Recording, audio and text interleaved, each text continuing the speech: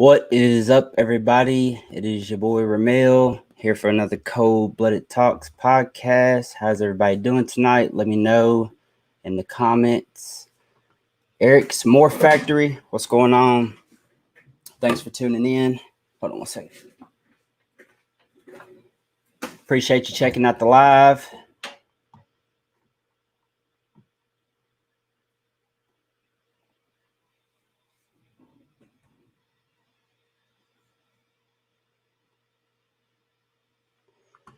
All right, guys. So tonight we have Blake Valentine with Constrictor Construction, and I've been following him for a few weeks now. Found on TikTok, and I'm really liking his content. So I wanted to get him on here to chit chat with him, and kind of pick his brain and figure out where he's at in the hobby. And introduce you all to him. So without further ado, I'm going to bring Blake on here. What's going on, brother? Hey, Ramel. What's up, man? Thanks for having me. No problem, man. Thanks for coming on. I'm going to say hey to a couple people here in the chat. We got Chris Bailey first here. It looks like Eric's more Factory beat you to it, but I appreciate the enthusiasm.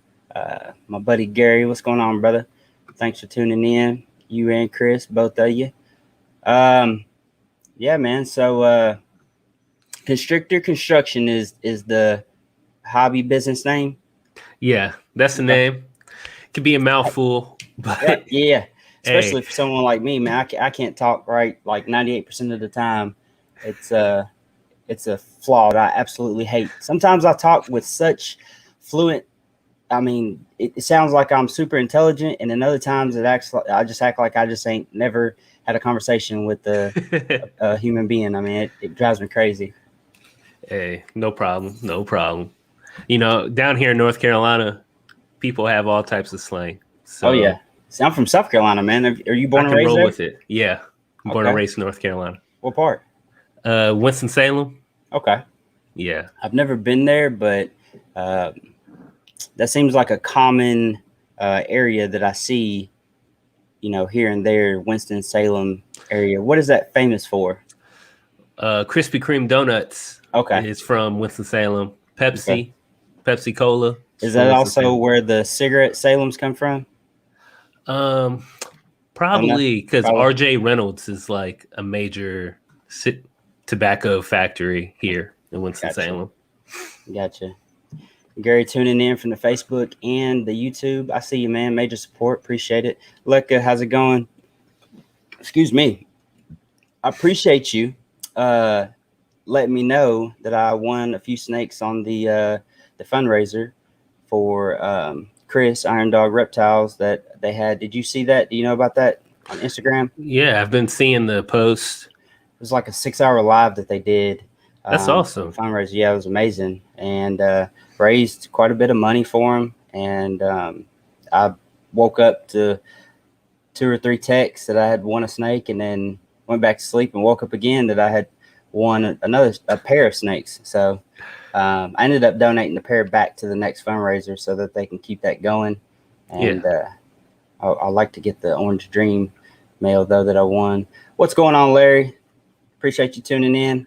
What's up, Larry? I put these comments up here. All right, man. Well, let's get into it. Tell the people how you came about with Constrictor Construction and what got you into the hobby, man.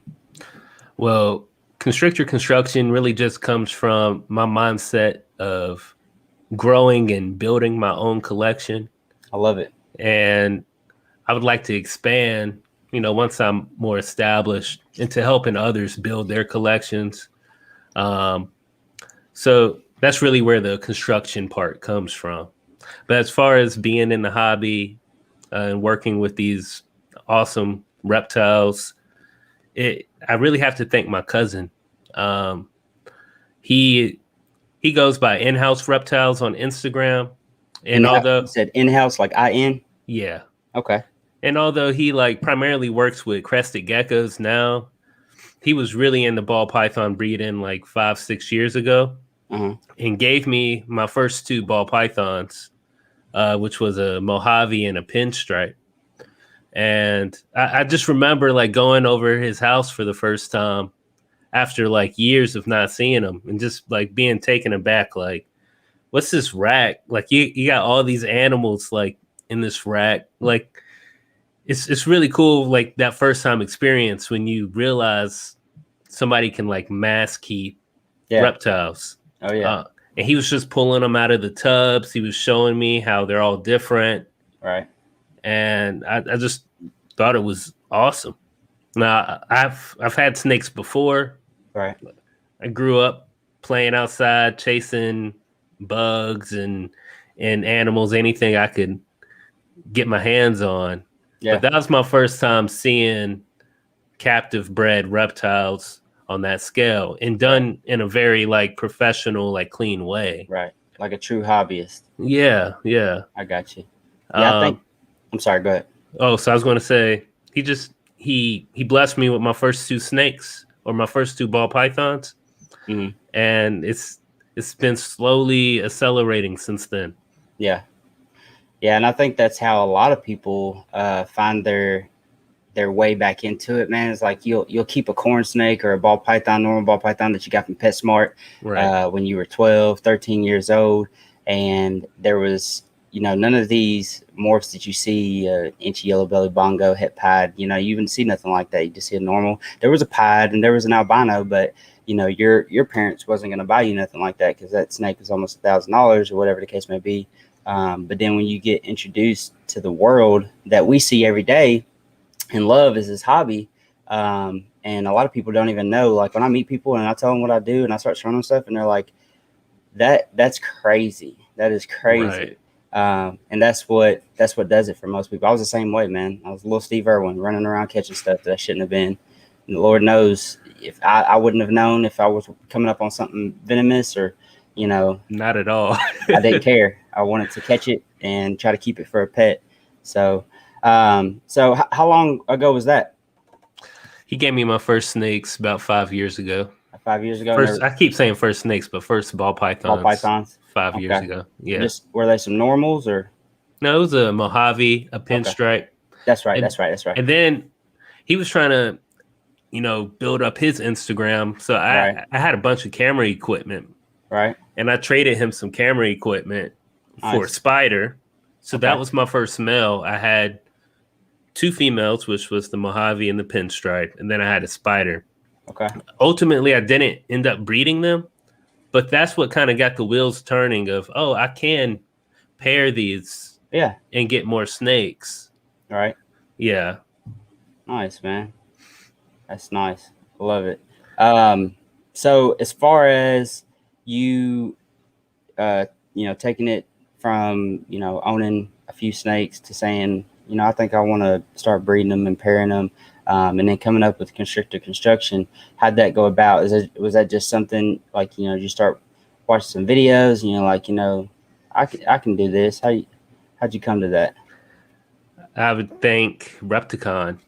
Repticon? Yeah, here in North Carolina. Okay. Like Repticon comes to like Raleigh, Greensboro, some areas around Charlotte get their own Repticons. And I went to one with my girlfriend. We were walking around. And I'm like, a lot of these snakes look way different from what I expected. Like, I got used. That was like 2 years ago now. So at this point, I got accustomed to seeing my Mojave and my pinstripe. Mm-hmm. Now I see an all white snake. I see a blue-eyed Lucy, and I'm like, "Yo, what's that?" Yeah.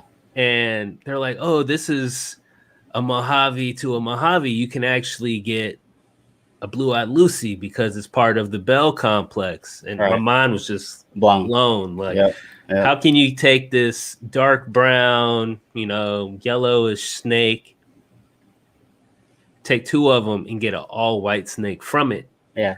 That, as simple as it sounds, bells are pretty common now. Yeah.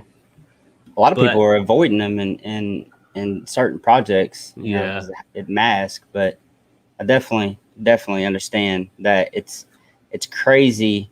When you think about when you first got to see something like that, and how it just triggered something and blew your mind. And then the position that you're in now and the combinations that you're thinking about making, kind of have an idea, or because you've seen some combos or stuff like that and put them, but you can never really know because of the polymorphism. Your lesser pastel, your Mojave is different than the next. Right. You could also have something hidden in there that you don't really know or that we don't understand completely, and that's what a lot of people don't get, is that we're still on the beginning end of what's possible with the ball python hobby. The gene pool is like crazy, and what a single snake can do to the outcome of its offspring is like really phenomenal. So I spent the rest of that Repticon just like walking around, talking to a few people, and I came home with 3 more snakes. Yeah. and then that's when I decided to get on YouTube, and just really got into like the ball python hobby on YouTube. Have you ever heard of Chris Hardwick? I have, and I've watched, golly, I don't know how many of his videos, and he has a lot of videos that are really informative. I don't watch him anymore because I felt like, I don't know, I felt like he was just trying to create too much content and it was kind of getting cloudy a little bit. Yeah.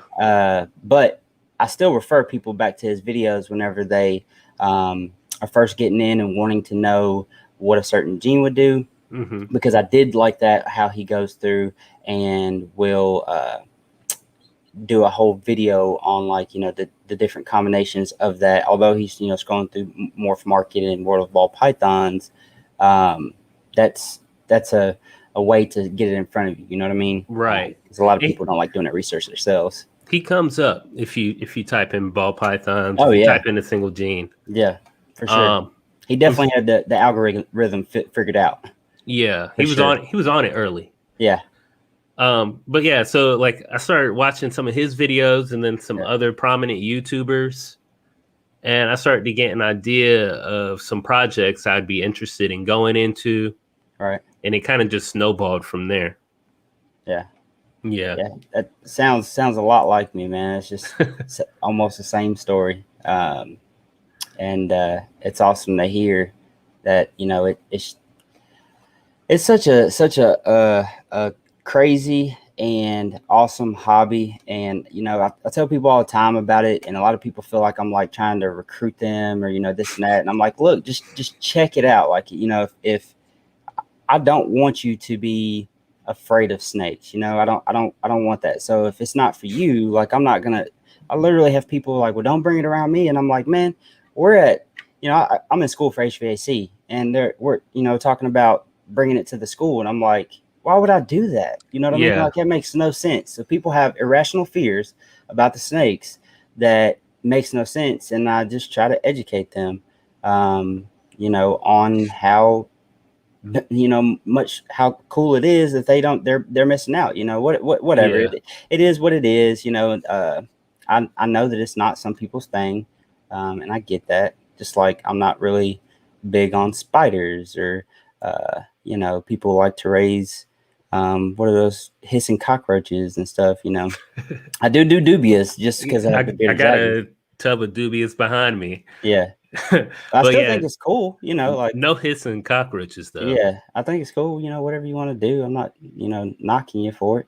Yeah. Casey, I was going to say DW Exotics had a video where he was addressing like frequently things that he hears that just like kind of drives him crazy. Yeah. Yeah, I thought it was so funny. Like whenever like estranged family members, people that I don't even really see on the regular, say things like, oh, I wouldn't come to your house. Right. Like, I don't remember inviting you. But it's just true. It's one true. of those things. It's true. People you would never invite will say stuff like that. Like, oh no, I ain't coming around your house.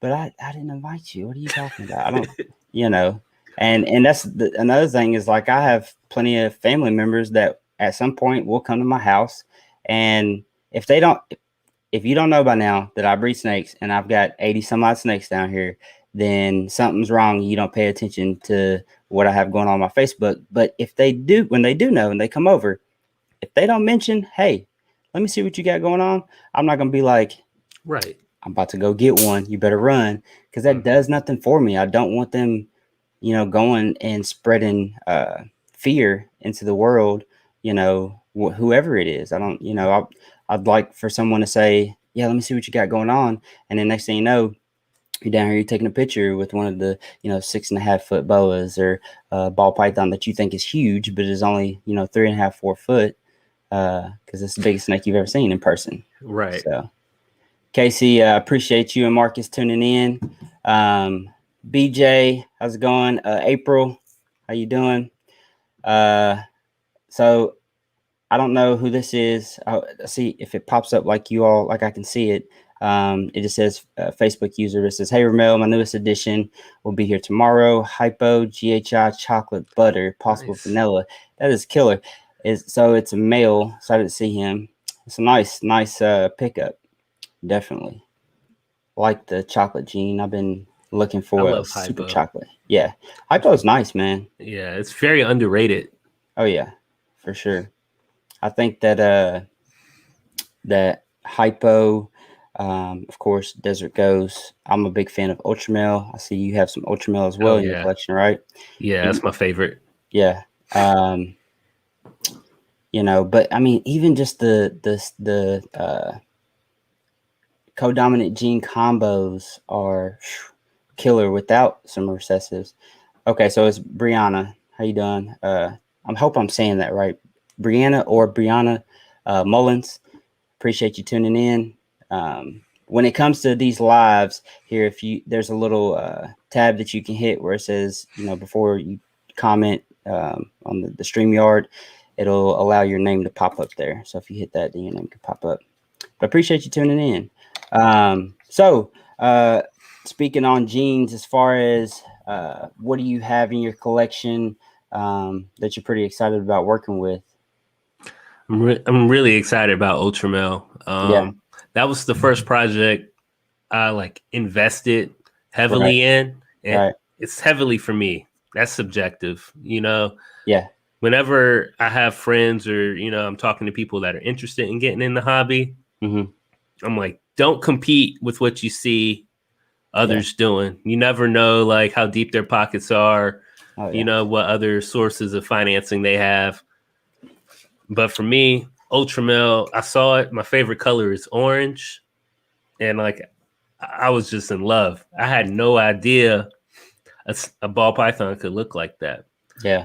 So I have a mentor here in North Carolina in ball pythons outside of my cousin. His name is Lamar, but he goes by Status Quo Reptiles.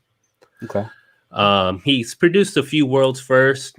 Every year he has really nice clutches, but I ended up purchasing a cinnamon het Ultramel from him and two of her offspring, which was just a Ultramel Inchi and a cinnamon Ultramel, Cine Ultramel.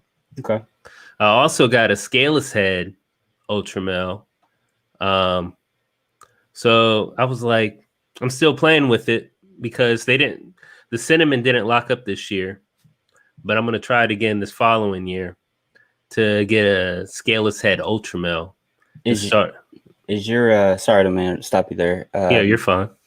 Scaleless Head Ultramel, is that a male or a female? It's a male. Male? Okay. Yeah. Are you going for the full scaleless or are you just using it for the het factor?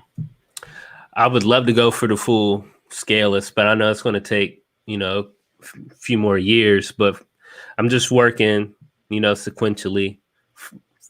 I first want to get that Scaleless Head Ultramel. Yeah. Yeah. So I know that a lot of people now are no longer going for the full scaleless project, not because it's not gorgeous and it's not a beautiful animals, but because of the care that they require. But they are taking those animals and using them because of the factor of one copy of that gene enhances, like, a head former. That's another thing, man. When I first got in, is this because I haven't messed with Scaleless or looked into Scaleless Head or anything like that in a while. But when I first got in, I swear to you, man, they called it Het Scaleless, They did. and then it was full Scaleless, and now it's Scaleless Head is a gene, right? Mm-hmm. So go ahead. They pretty much just consider it a visual head. Okay. Like, compare it to how people talk about the cryptic and the. Right. I'm not even that well versed on the Cryptic and Krypton, so I don't want to go down that rabbit hole because I'll probably say something wrong. But Well, yeah, it's like a visual head. I see what you're saying, but it's basically like I've talked to people about this before. Like, there was a guy in the group that kind of tried to put it in perspective for someone with the het or heterozygous and codominant or dominant genes or incomplete dominant. Basically, being that what is there? Only a handful of them that don't have a super form. But if you look at everything else as a heterozygous form, because it has a super, you won't get confused over it. But there's an area in there where it starts to put you in like this little, like you said, a rabbit hole type deal where you're thinking too much on it. And I think the way it is with codominant genes and recessive genes is as simple, and super forms and as simple and act like supers or ALS, like the crystal or super stripe, all those combos where you won't produce a normal because it'll be either or, highway, freeway, stuff like that. But anyway, I do think that I've seen the Scaleless Head in a lot of combos that I felt like it does enhance the genes at play. Yeah, for sure. So I would be interested in going that direction, and also the piebald Ultramel because I have some heads of those too. Man, you have some double heads or? Yeah, some double heads. Nice. I love the Ultramel Pied, man. Yeah, I had they're sweet. They're sweet. Yeah, like you can't. I mean, somebody says that doesn't look good. Like they're not looking hard enough. I mean, seriously. I mean, and then Hypo Ultramel Pied, man. I'd like to see a Blackhead Hypo Ultramel Pied in my collection. I'd like to see a Mojave Ultramel Hypo no Pied. Because you have a cinnamon Mojave. Have you seen the cinnamon Ultramel? Have you seen the Mojave Ultramels? Yeah, I have. They look Hypo as is. Adding Hypo in that, man, would be nice. I've actually got a Ultramel male that I'm pairing to a pastel Hypo female this year. So for some double heads, hopefully hit a female pastel double head or two. You gonna keep them all? I mean, unless I just get a full clutch of females, probably. I plan on only keeping two. Yeah. So, and then a girl, Courtney from CD Exotics that I had on here, she has a pairing that will produce, I believe it's visual Hypos 100% het Ultramel, or it may be the vice versa. Visual Ultramel is 100% het Hypo. And man, I was so close to trying to figure out a way to get this Hypo 100% het Ultramel breeder female that Derek Demeyer. Do you know Rural Constrictor Addiction? Derek Demeyer, I think is his name. Constriction Addiction? And it's Royal Constriction. Okay. Because I know Constriction Addiction, a guy based out of Gastonia, North Carolina. No, that's not him. I think I know who you're talking about too. Okay. Derek Demeyer he's massive. He's kind of like Billy Rhodes as far as collection size. he's probably got 2,000 animals easy. One of those guys that you're looking 50, 60 feet down an aisle, and there's ARS on both sides, like crazy. I believe it's Derek Demeyer, but he's got a Hypo, 100% het Ultramel, breeder female, and I was looking at her, man, because I mean, I wouldn't even have to hold back many females. Just hold back one male from that double head clutch next season, or this fall. That'd be nice. Winter. But you mentioned Courtney. I just want to say shout out to Courtney. She has some really great tutorials. For sure.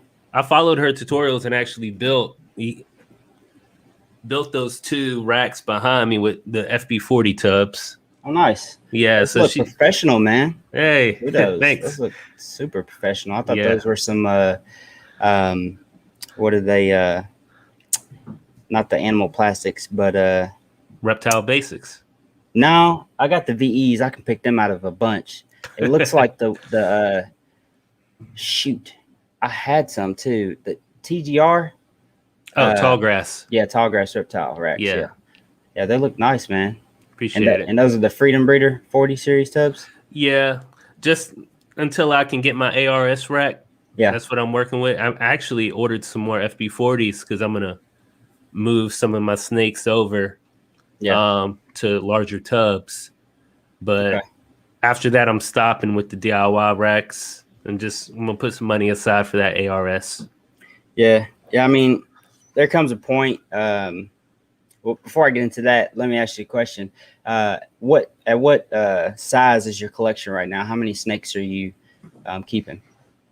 Well, last week I hatched my first clutch of 5. Awesome, man. Congrats. I actually seen that. Congrats. Yeah, thank you. That put me at like 30. Nice. Okay. But I really only want to keep one from that clutch, which was the Dragonfly female, which is a fire pinstripe pastel female. Okay. Nice. She's really pretty. Sweet. And that'll put me at 26. Okay. But my goal is to be able to produce 20 clutches a year. That's something I'm striving toward. I'm not hitting that anytime soon because I'm still raising up some females, and I still have some that I want to add to the collection. So I said by like 2023, I want to be producing 20 clutches a year. I think that's a very reachable goal. Oh, yeah. I'm all about setting those reachable goals and then, going further. 100%, man. When I started, I said 15 was the clutch, what I wanted to do a year, 15 clutches. I'm definitely over that this year, and I'm going to be probably pushing 30 to 40 breeder females next. Not this 2022, but 2023. Which is crazy to think about, because that number telling me that myself that looking back, I would have been like, yeah, you crazy. I ain't doing that. That's too much, but that leading into what I was about to say is there comes a point where you have so much going on in your collection, between, spot checking and, water bowl, change outs and, doing this and doing that, pairings and checking for this. And I mean, just, you don't think that there's that much going on. And don't get me wrong, snakes are snakes. There's a reason that people call them pet rocks, or they've been coined the name pet rocks. But when you care about your collection, it's definitely 100% a daily, 2 to 3 times a day job. And every time you up that collection and numbers, the time that you have to do stuff in there expands. So when it comes to that is when I said to myself that it is worth the value to have stuff like this that I can bet money on that it is going to last, and it's going to do its job. I've constantly fought myself with DIY stuff where I'm confident in my abilities to build stuff. Like, I'm a maintenance technician by trade, and I don't think that I do junky work. But at the end of the day, it was one of those things where you're always tweaking it, you know, and Yeah. it just takes away. And not to mention, if you're growing, then your bills are going to go. It's like, you say, got a show coming up, Repticon, and I want to pick up 2 more snakes, so I'm gonna build another 5 slot. And then you build that 5 slot, and you blew that out of the water because you picked up 4, snakes at the show. So now you only got 1 spot left, So, and then it snowballs, man. Before you know it, it's multiplied tenfold. Yeah. So when it comes to, go ahead. I was going to say, I actually know a person who unfortunately had a fire in their home. Oh man. And they had an ARS rack, and the ARS rack is still in operation. Like, unfortunately, they lost animals, but because they had an ARS rack, that was one less thing they had to invest in when they were restarting. Right. Those things are just really built to last. I'm the type of person, if I buy something, I want to have it, indefinitely. So there's a lot to be said there. Also, with these, like, it's a hassle cleaning like that top part of the underside of the rack. The part that is like the ceiling for the tubs. I gotta reach in there, and it's a hassle. With the professional racks, a lot of them you can just pull those pieces out. Yeah, they wipe them down. They have detachable tops. The top parts of what he's talking about is when the tub goes back in, there's a top or a ceiling, that stops the snake from going up, and they actually come out. They're inserts, is what they're called, but they come out and you can wash them down, scrub them down. That's a major plus. Some people who are not sanitary or don't care about keeping stuff disinfected will never pull those out, and they may not even know that they're there. Even though that they put them together, they may not think, well, I can take those out and wash them. Right. But it's just you stating that makes me know that's something that would be a bonus for you. I've actually not heard anybody mention that. Now, I've not done it as much as I would say that I probably should, but it's definitely something, just like full tub changeouts or full tub cleans is necessary for good snake health. A lot of people wonder why this snake caught a respiratory infection, or this snake has this going on, and cleanliness and good husbandry is key. It's definitely key. So, what's going on, Scotty? Appreciate you tuning in. What's up? BJ, you said you just got into a Blackhead Project. If you're still out there, tell me about it. What'd you pick up? Yeah, man, the ARS is definitely a great investment. Can't go wrong.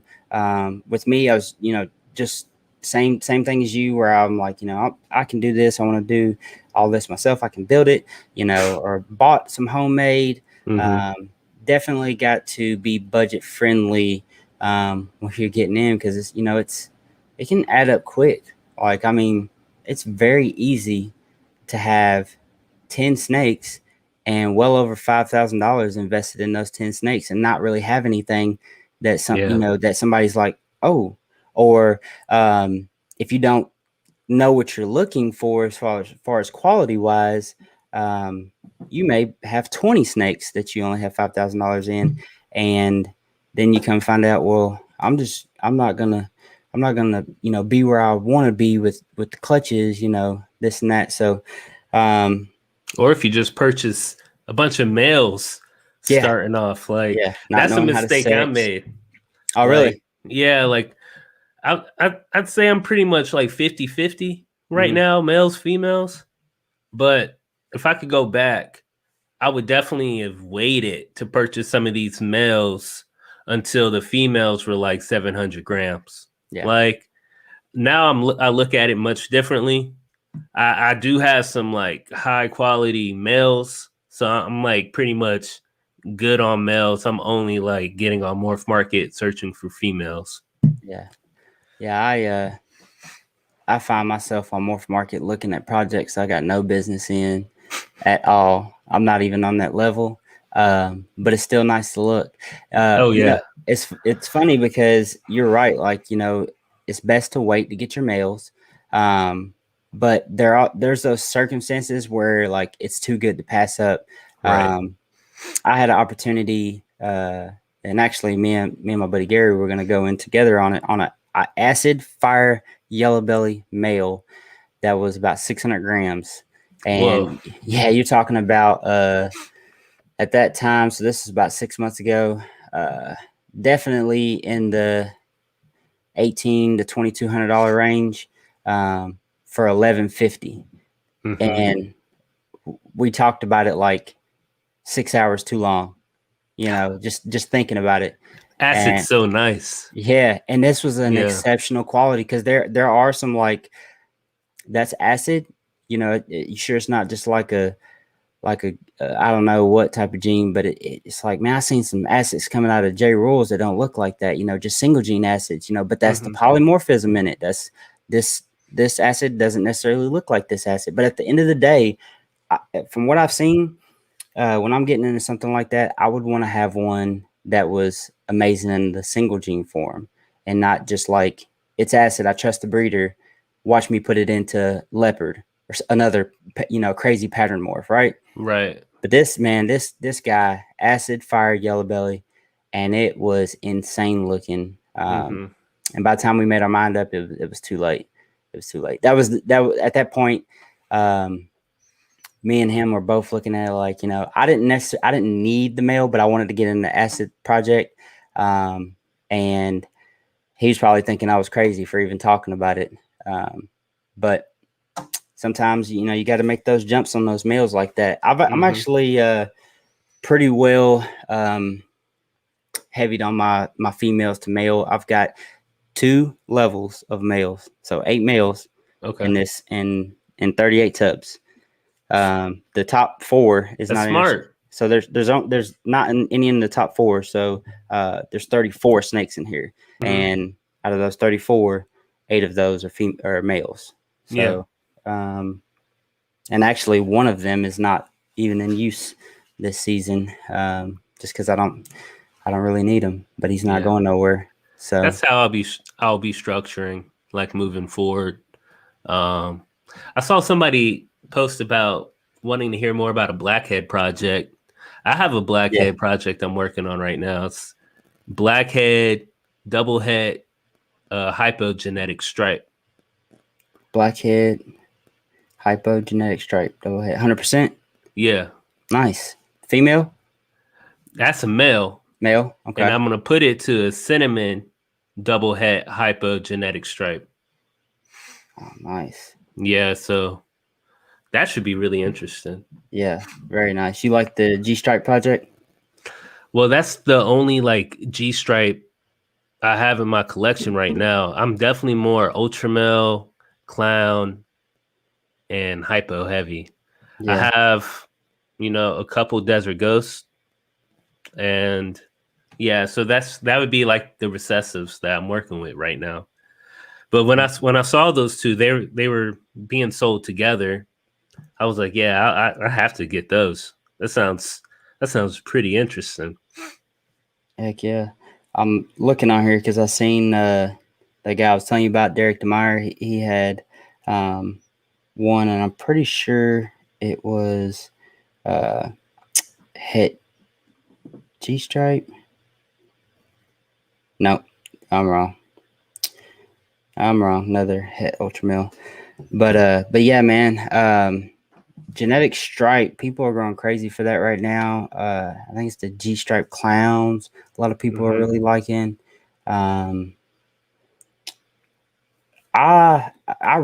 with you, man. I really like Ultramel. I really like Xantic, Pied, even though I don't really have any Pied, and Hypo. I've got quite a few Hypos.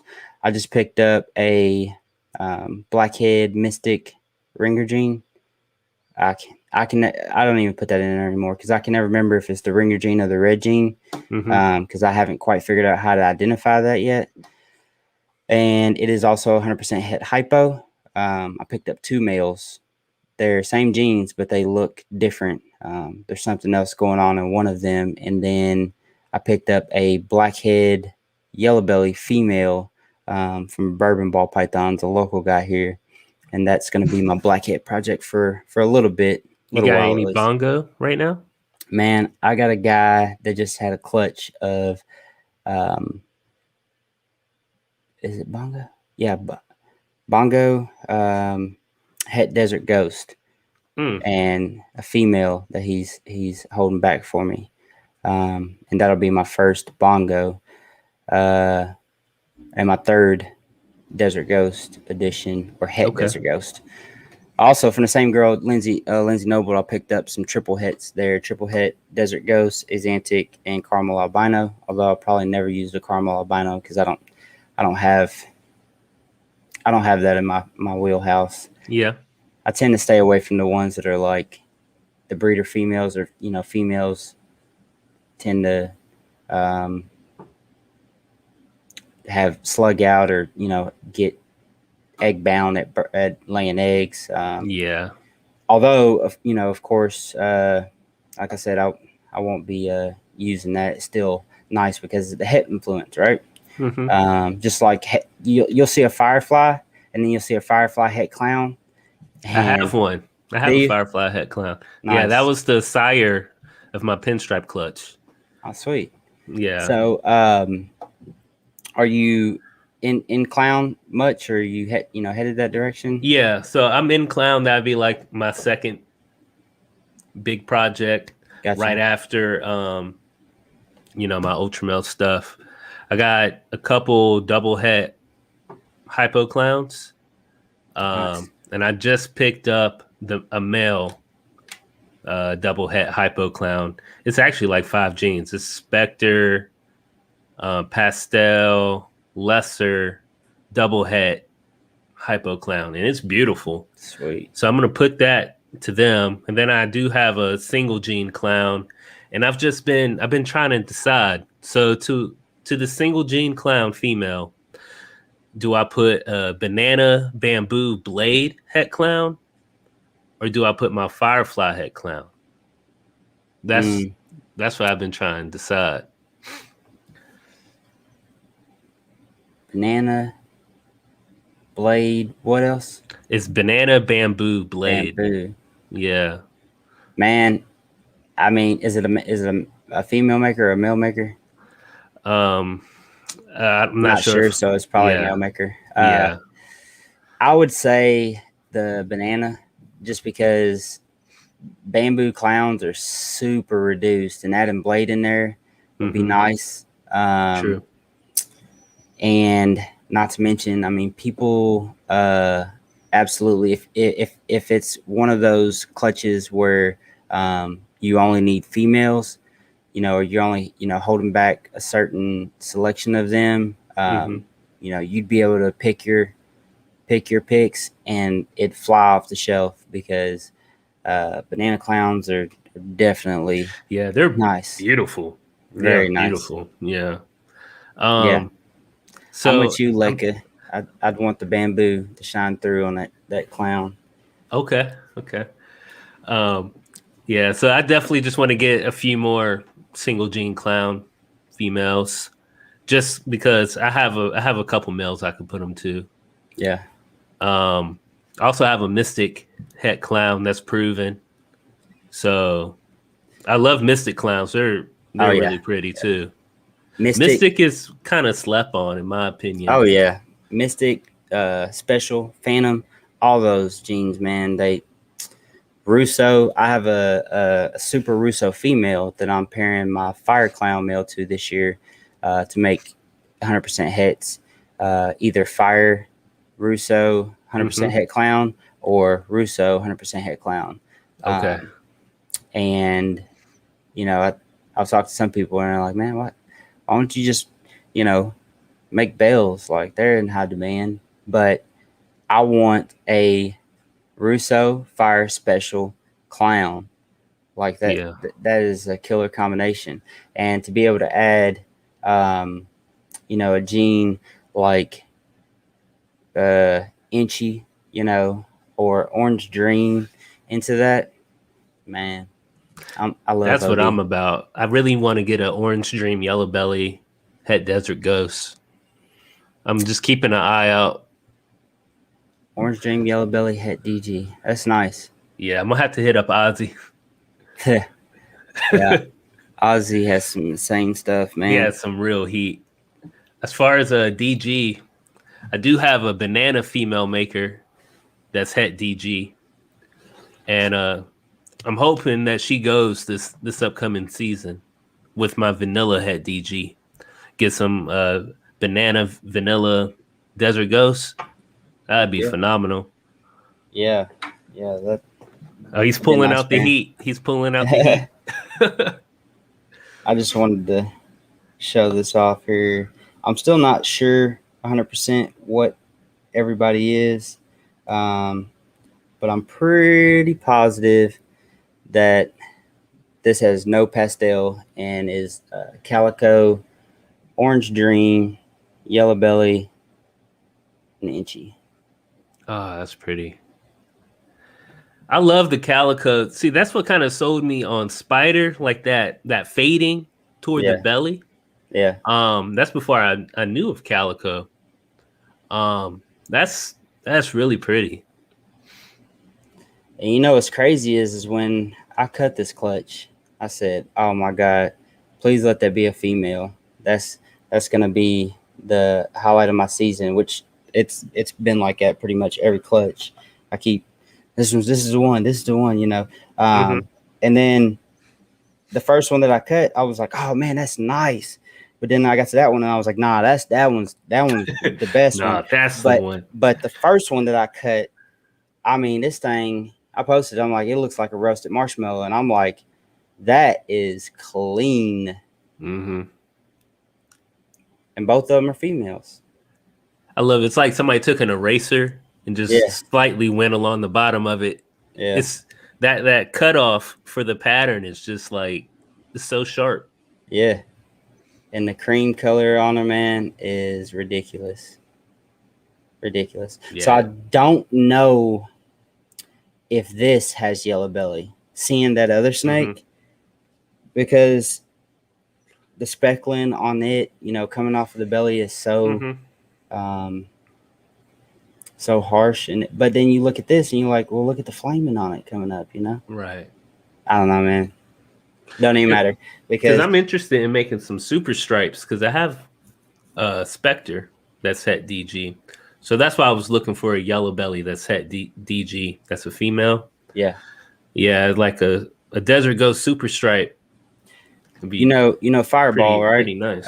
Yeah. Jeremy, he's got some nice super stripe Desert Ghost. He doesn't have anything that's not nice, but he's got some real nice super stripe project stuff. But yeah, man, I definitely like the Orange Dream project, and with Calico, I'm actually gonna do probably this same pairing again this season. It's funny because I had this girl marked down as she was paired to a GHI Leopard Mojave, pastel, and also a Russo lesser male Bell. I got her, and she had already been paired when I got her, and neither one of those are the dad. And I'm like, what's going on here? And I messaged him, and he was like, I don't know, man. I don't know what could be. And I'm just thinking, like, oh my God, this is gonna be a nightmare trying to ID these snakes. And then he messaged me and was like, you know what? I bet the OD Inchy pastel yellow belly or fire is what Derek Demeyer from Royal Constrictor Design sold it to him as. Sold as yellow belly or fire, which I've not really seen too much. Yellow belly and the other genes in that combo, like gravel or Spectre, stuff like that. But when he sent me that, I was like, well, that makes all the sense in the world because there's inchies in here and definitely orange dream. So I said, where is that male? And one of my other buddies has him, and I messaged him and I was like, you have that guy? And he's like, yeah. Man, I want him. That's funny. So I'm getting him from my other buddy to redo that pairing. Yeah. Even when these snakes get sold, they stay within the network. It's awesome being able to like track them down, find the lineage. For sure. All right, man. So let's hop on to the next question. I asked you how many animals you had. Now, let's talk about some social medias real quick, and basically just want tell people how I came to find you and how people can reach you and your social medias and stuff too. So I came upon you on TikTok, and I loved your TikTok because you do a couple different things, if I'm not mistaken. But one was like a morph special, like where you go into a little detail about that morph. Mm-hmm. Do you have what are those videos that you do on those? What are they called? I just call them more for the day. More for the day. Okay. Yeah, but I wasn't posting them every day. It was just whenever I did, post it, it was the more for the day. Yeah. Because I don't have the largest collection. Yeah. I started like getting in my head about it because I was like, I didn't want to go on Morph Market or World of Ball Pythons and start sourcing pictures a whole bunch from other breeders. But a few times I have done that because like I got requests from people that were viewing my videos to talk about a certain morph. So I was like, yeah, sure. I'll always make sure, I attribute the breeders. Yeah. And I think that's really important. Every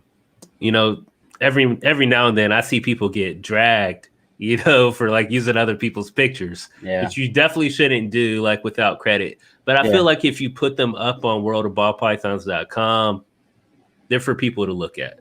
Yeah, for sure. But yeah, I always make sure people get credit. But because I didn't have like, a whole bunch of morphs to keep that going, that kind of slowed down.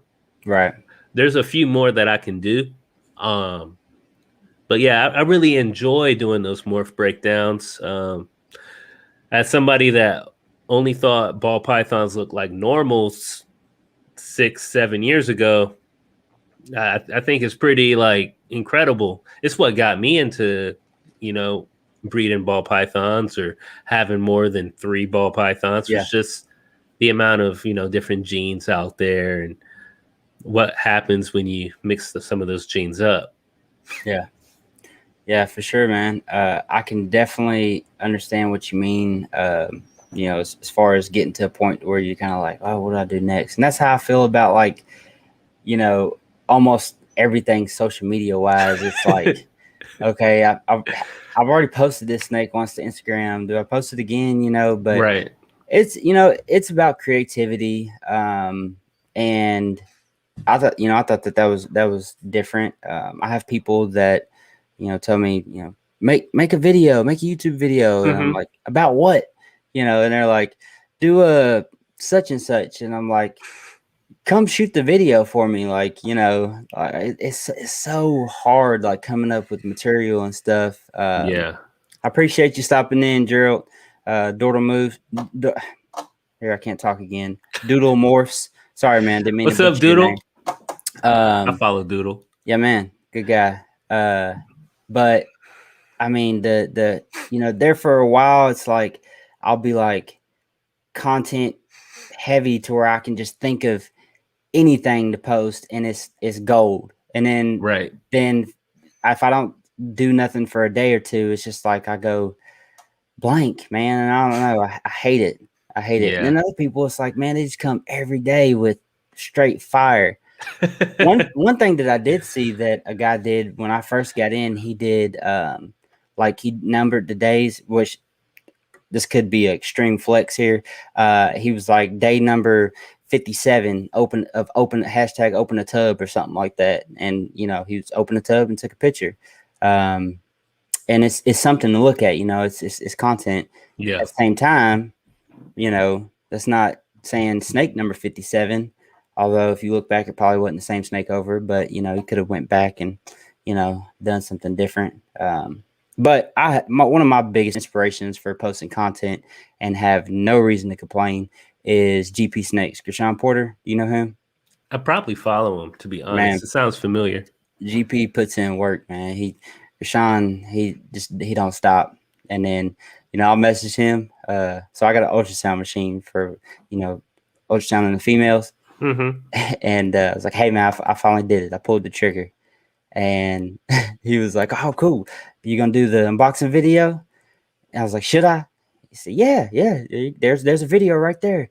Right. Said, man, yeah, and I do need to do this room tour video. He goes, oh, okay, so there's 2 videos that I'm going to be expecting from you. You know what I'm saying? And tries to, you know, holds me accountable for saying I need to do stuff, you know, which I love that, man, you know, but I recorded it. My battery died at the closing of the video, and I hate when I record from my camera and then try to do a closing from my phone. Even though I've got a good camera on my phone, it's different. Right. You know, the mic's different. So all that stuff gets discouraging, and that's just recording it. Bro, I'll sit on the couch for 3 hours recording a video that's 11 minutes. And I don't know how. I guess I'm just that meticulous, but I have these ideas, man, and sometimes I never go through, especially with TikTok, because I love funny stuff, man. In TikTok, the funny stuff is just super fun to me. Right. Like with the ultrasound, like you've seen these videos of the girls where they're doing like plastic surgery or something. It's like, I ain't gonna do it. I did it. You know, right? Like, do that one, but do it with the ultrasound, because I've always said, like, yeah, I mean, I don't really need an ultrasound. You know, I can palpate good, and I have. I mean, last season, all the females that I was like, they're gonna go, I palpated them and felt follicles. But it is nice to be able to see them on the ultrasound and know exactly the millimeter where they're at, to where you can say, okay, I really need to get my male with that one. Like, you know, the first one I palpated, I thought that she had already ovulated, and she was at 30 millimeters, so she hadn't ovulated yet. So I got in another lock with her, you know, for this month. It's all about leveling up. Yeah. That's what you're doing. So, one thing I got to remind myself about TikTok is it's short form content. So at the end of the day, even though there's people doing morph breakdowns on YouTube that are 10, 20 minutes long, just the fact that I do one and it's condensed in 60 seconds, it's different. Yeah. Because it's short form content. And that is a great point, man, because I'm extremely attention deficit disorder, and I can really focus on and put my mind to something. And I've watched 30-minute YouTube videos on genetics and going from, okay, we're going to start with this is, you know, the lesser, and then this is a lesser spot nose vanilla. This is a lesser spot nose vanilla special clown. Look how it works. And then you put that in the clown and boom, you get this. And next thing you know, 30 minutes later, but I'm captivated. But what really does it for me is when I can watch a 15-second video and get all that, you know, that feel real quick, and, you know, keep moving. So I never thought about it that way, but yes, that's definitely a good way to get the information to the people and keep it moving, you know. So I was doing those more for the day videos, and then the other videos I try to do on a routine basis was just Fresh Shed Friday. So Fresh Shed Friday, okay. When I went to the rack system, because I started off with glass aquariums, which everybody does. I'll never go back to glass aquariums for ball pythons. No. They're great for certain species. I got my crested geckos and glass aquariums, but not for my ball pythons. That being said, they shed like clockwork. Like every week, at least 3 of them are shedding within like 2 days of each other. Yeah. You know? So that enables me to do like Fresh Shed Friday. And I don't care if I post the same snake for that reason, because I'm just showing like what they look like, you know, after a fresh shed. Yeah. And you can do fun things there, you know, play some music behind it. It's all about like trying to keep it fun and light with the audience while providing some educational content. I For think sure. some like pet YouTubers or people that like to talk about animals can kind of be too dense with like the subject matter. Yeah. And the thing about TikTok is your videos are going to a really wide network of people, perhaps some people that have never really experienced this world of reptiles and morphs and genetics. So how do you keep it, you know, light and fun and kind of in the hopes of pulling people in, you know? Yeah. It's a tough niche, man. It's a It tough is. niche to be to have a large following on social medias. But I say that, and then I look at people that have, you know, like always evolving pythons, you know, I don't know how many Instagram He's followers killing it. got now. Yeah, you know, and when you look at it, you're like, well, look at what he's producing. But at the same time, um, it's just the creative aspect of it, you know, and him putting in the work and you know, putting himself out there, and he's a likable guy, you know what I mean? Yeah. That's another thing too. Like, you have to be likable. And unfortunately, there's some guys that I've watched, and I'm just like, man, this is torture, because they're just like, they don't have any charisma about them, or, you know, Yeah. anything like that. But you know, if you got, sometimes the snakes speak for themselves, man. If you got some power, if you got some They crazy do. looking stuff, man. I know plenty of people that they'll never show themselves. They just post their animals, and they got a lot of followers. People will never see them because they don't like being in front of a camera. I've Yeah. actually asked people on here, and they said that they didn't want to be in front of a camera, which I thought was insane. And I'm like, what?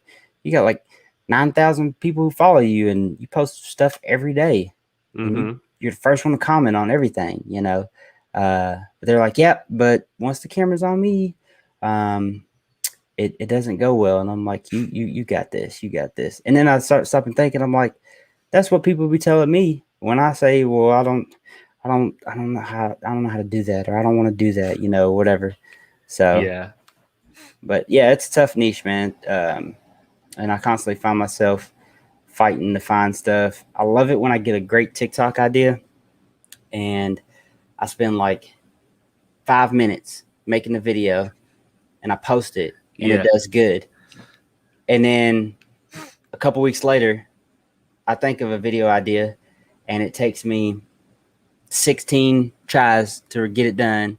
And then I'm going through filters and effects and all this stuff. And 2 hours in, I'm like, here it is. And I post it, and it flops, and it gets like 150 Right. views.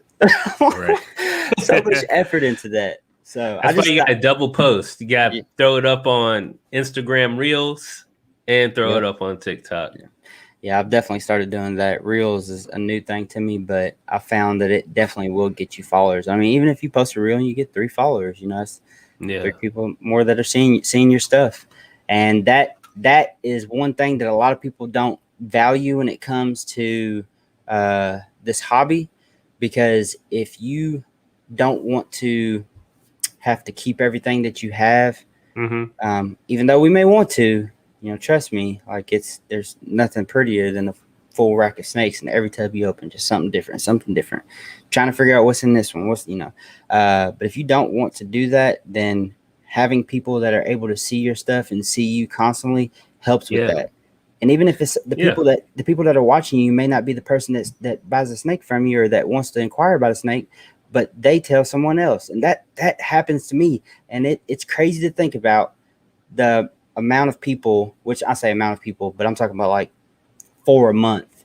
But the amount of people that those 4 people a month will message my Facebook page or message me on Instagram asking me, hey, do I have any of this, or have, you know, this or that? When I only have, you know, 1,600 followers on Instagram, 1,500 people on Facebook, and 1,000 on TikTok or whatever.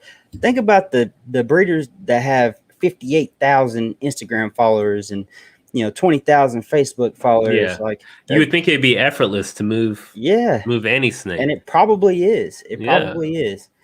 But that's why I started, trying to brand myself or just get my name out there on social media, even before I had substantial clutches to sell. Yeah. Building an audience. Mm-hmm. Like I'm an artist, as well. So Okay. I always like to look at it from how like artists like to produce their work or market their work. It's all marketing at the end of the day.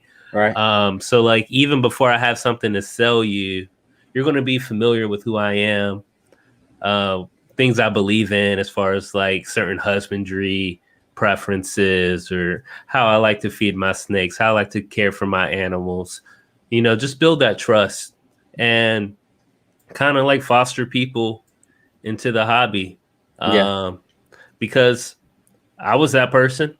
Yeah. I started with, 3-ball pythons and, I made a few purchases locally and I still go back to those people whenever, I get in my bag and I have some money to invest in a snake.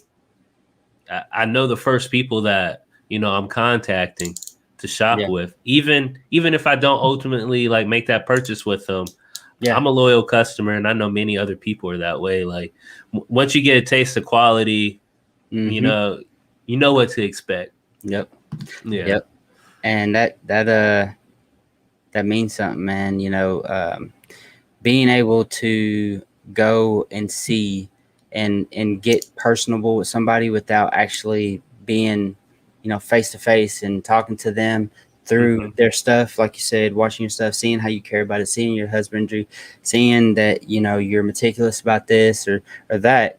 That makes them feel at ease. But it's a better experience all around for you and them. Right. Because if somebody doesn't believe in you or what you got, inevitably they make it harder on you by whether it be badgering you with questions that they normally wouldn't ask. For instance, Aussie Boyds, or just somebody buys a snake from them, they're like, I trust you, whatever you say, Right. Never question the genetics if yeah, you're going to and like Justin, they're just like, here's my money. yeah, and Please send it to me fast. yeah, I'm not even kidding, man. I was just telling my wife last night when I have 2 Justin Kobelka snakes, and the one that I most recently bought, when I got it, I seen it, and I know that it had just been posted because I'm addicted to Morph Market. I'm not even gonna lie. I'm on there way too much. I refresh it, and when I refresh it and I go back to find where I was originally at, because I remember them snakes I was looking at, it was in between where I refreshed and those snakes. And this was like 15 minutes, and I didn't even think about it. I just inquired and was like, please send me an invoice, shipping zip code is such, because I knew that it wasn't going to make it to the morning. This was late night, it was not going to make it to the morning. And if I would have had his PayPal info, I would have sent the money and been like, if I was second on this, just send it back or put it in a little account for me or whatever, because I know I'm probably going to buy something for you. But yeah, I don't question. Is this snake gonna be packaged the way it should be? Right. Because it's who it is. Mm-hmm. But yet when I see such and such from Mosboro, Tennessee, and I can't find an Instagram, the Facebook last photo that they posted was back in 2018. But I see that they've had 32 snakes that they've had good reviews on this year alone in 2021. And I'm like, well, obviously they're not a scammer, but I don't know. It just makes me feel a little bit uneasy. So now I'm wondering, like, is it gonna come in, the best? I gotta ain't gonna call get no you. Stickers. I know I ain't gonna get no stickers, man, because he ain't got no Instagram. Stickers. Let me write that down. Make stickers. Yeah. So Christopher Ratcher. Hopefully I'm not saying that wrong. Rothatcher. I know I pronounced that right. That's how I started out. I'm staying local. Thank y'all. It's a great way to do it. Yep. I actually got an idea. I don't know if I should say it, but I'm gonna say it anyway. I don't care. It's probably already been done, but I'm trying to do shirts with my logo. So my snake logo, like this was supposed to be made for me and me only, but is that M? Well, you can see it on the screen, but the M in Morphination, like that on a shirt in the front, about this big, and then like 3 or 4 different sayings on the back, right? And one was support your local snake breeder, or support your local ball dealer, or what was the other one? And I know like people, it's probably not original. Like there are too many like clever people out there in this hobby for me to even try to be that senile to think that there's not somebody who come up with some, you know, like there's people whose name is Got Balls, you know? Yeah. How can you beat that? Yeah. Man, slap your logo on something. I'll buy it because I need more. I need more snake shirts. I'm repping my US Arc shirt right now for a reason. I got off work. I was trying to find something snake related to throw on. Yeah. But yeah, man, I get to the point where when I'm doing these where I'm like, I hate when I do this because I need to not take myself so seriously. But I think like, have I worn this snake in alive already, or this shirt in alive already? And when I do that, that like makes me mad, and I'm like, you know what? I'm just gonna put on a whatever shirt, like today I've got a Salty Crew shirt on. It's got nothing to do with snakes, but and then when I watch them and I wear somebody's shirt and I'm sitting here watching it, and I'm like, man, I can't even see the damn shirt. What did I even wear it for? So I try to point it out if I'm when I'm wearing somebody's shirt or whatever. But like here's another one, We the Keepers on the back. I haven't seen that. I thought that was pretty cool. And also in that same fashion, We the Breeders, We the Keepers and We the Breeders, because there's a lot of people who like, they don't like being classified as breeders just because they have 15 snakes, because they're just like, hey, I just want to collect them, you know what I mean? So We the Keepers, balling out of control, stuff like that. But man, if you're looking for a good selection of shirts, I highly recommend going and checking out Teespring's GP Snakes. You know what Teesprings is, right? Yeah. He's got a Teespring account, and my man's got different morphs of his logo. Like you can buy a genetic stripe logo. Oh, that's cool. Yeah. That's really cool. Genius. That is genius. What else? I think he's got albino, pod. It's everything that he has in his collection. He has a form of that, like that morph on a shirt. Nice colors too, blue, brown, different colors like that. I've tried doing the Teespring thing, but I guess I don't have my logo formatted right, and it never comes out looking good. And then I try to get people to do them local. I had this one lady I did in the local. I just gotta plug up my laptop. Battery's done. About to die. Bad. You're good. But she had commented on my post in a local group. I was trying to find somebody to make shirts for me. And she's like, yeah, I can make them. And I'm complaining that I need to find somebody to make me shirts because the guy that made me shirts last time, he definitely stepped out of his lane on his area of expertise with making my shirts. And I'm not like hard to work with, but I'm not going to sit here and pay you for what something's worth and then not get my money's worth. You know what I mean? Right. I don't want nothing for free at the same time. But she messaged me and she sent, I was like, do you have any, pictures of your work? Man, I'm telling you, I got a Cricut. I could have done that. Like she's sending me like RIP shirts and old English letters and stuff. She done took somebody's picture and posted it on a shirt. And I'm like, listen, lady, I just complained on the post that I'm trying to have some really nice stuff done here. Okay. I don't care to spend a little bit more for some good graphic. You know what I mean? Like something you can wash 15, 20 times before you starting to see any type of peeling or something like that. Not my second or third time, So people gotta, start being more meticulous and more perfecting of their craft. You know what I mean? Like people joke with me all the time, like, it ain't your level or nothing, but it's not about my level. It's just I'm like OCD about some, stuff Yeah. because I want it to look good. You know what I I mean, mean? if you're in this hobby, you spend a lot of time with those animals. You spend a Yeah. lot of time crafting your image, crafting your social media. Nothing wrong with wanting your shirts to come out crispy. Yeah, for That'd sure. be like, it wouldn't make sense Yeah. if everything else Well, is crispy and then your shirts look yeah. cheap.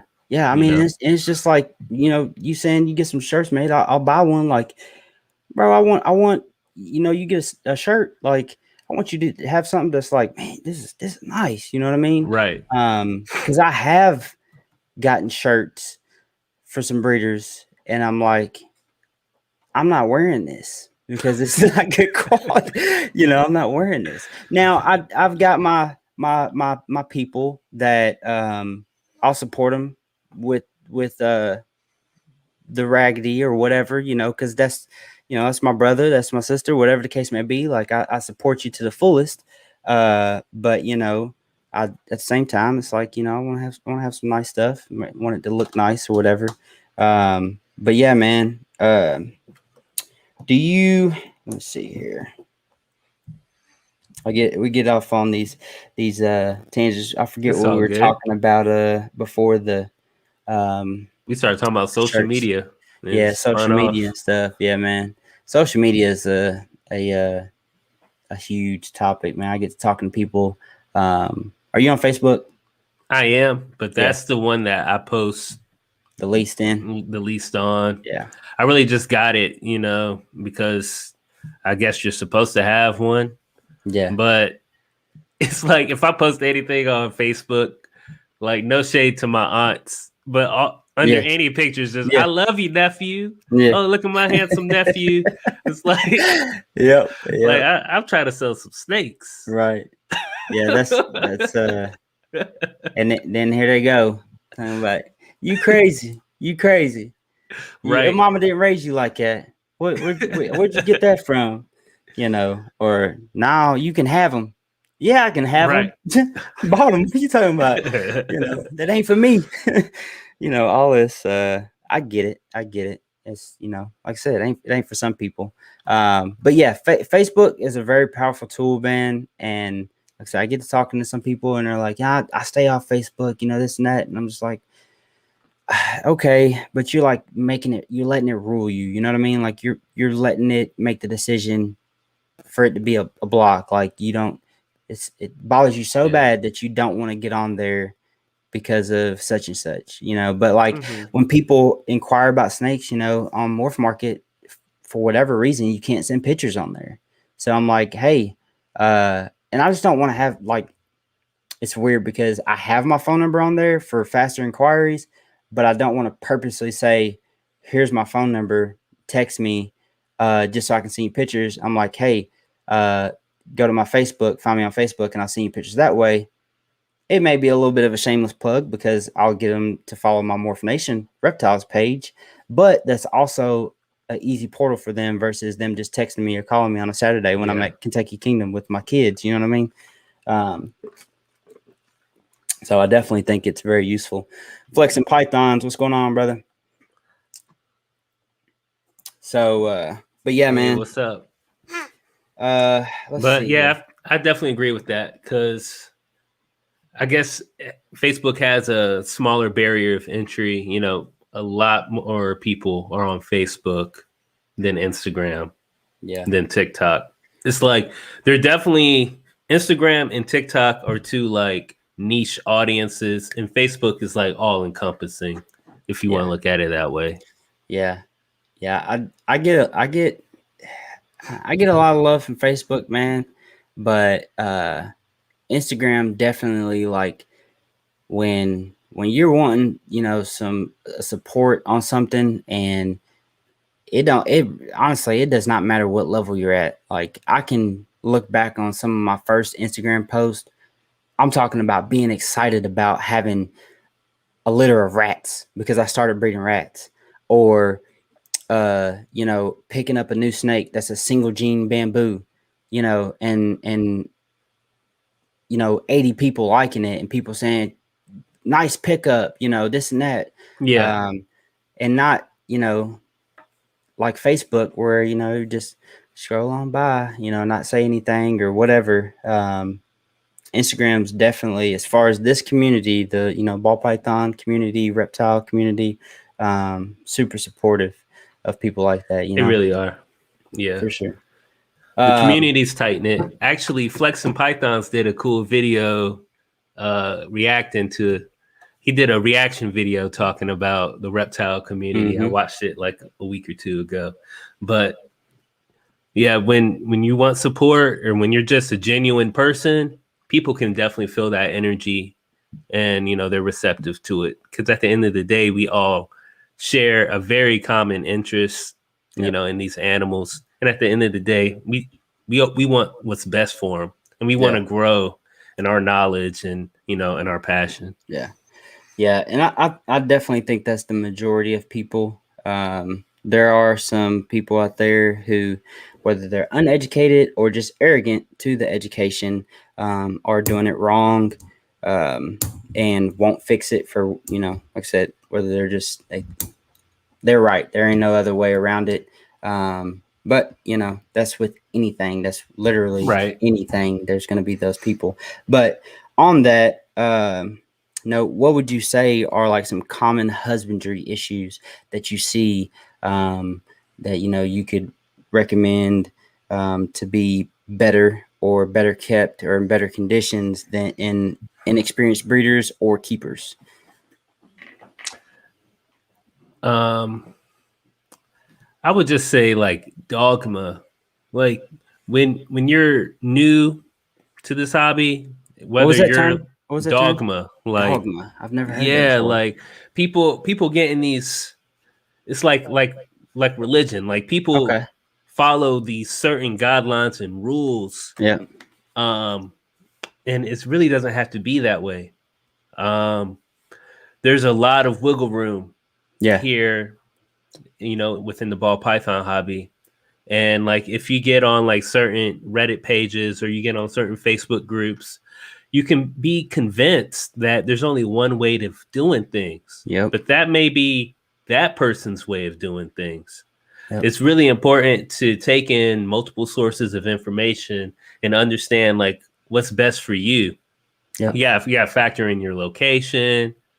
You got to factor in your snakes, because not every snake is the same. A lot of people treat ball pythons like they're like a one-size-fits-all animal. But, there's some snakes that do better on cocoa. There's some snakes that may do better on paper towels. Like it's up to you to really get in your reptile room and test those things out. So when I say dogma, like just like avoiding those lines of thinking. And I try to avoid people that are really negative in the comments, that are really judgmental. If you see the top breeders in our hobby doing something, why would you get in their comments and berate them? Why wouldn't you just sit back and try to understand why they're doing what they're doing? Why are they keeping them in tubs instead of being like, and saying all these like ignorant and nasty things to them about animals they definitely love. Like nobody's in this because they don't love the animals. But that's kind of a broad husbandry tip. I'd say make sure your substrate's not too wet, like depending. I've had a lot of different types of cocoa. Some cocoa really gets like wetter than others. What do you use currently? Right now I use Pro Cocoa. Pro Cocoa? Okay. Yeah, and I'm having no problems with that. But yeah, definitely make sure your cocoa doesn't get too wet. You don't want to risk mold, respiratory infections, things like that. Definitely get a heat gun. Maybe basic. That's a basic tip. But you want to check those hot spots from time to time. Heat tape can fail. Nothing's fail proof.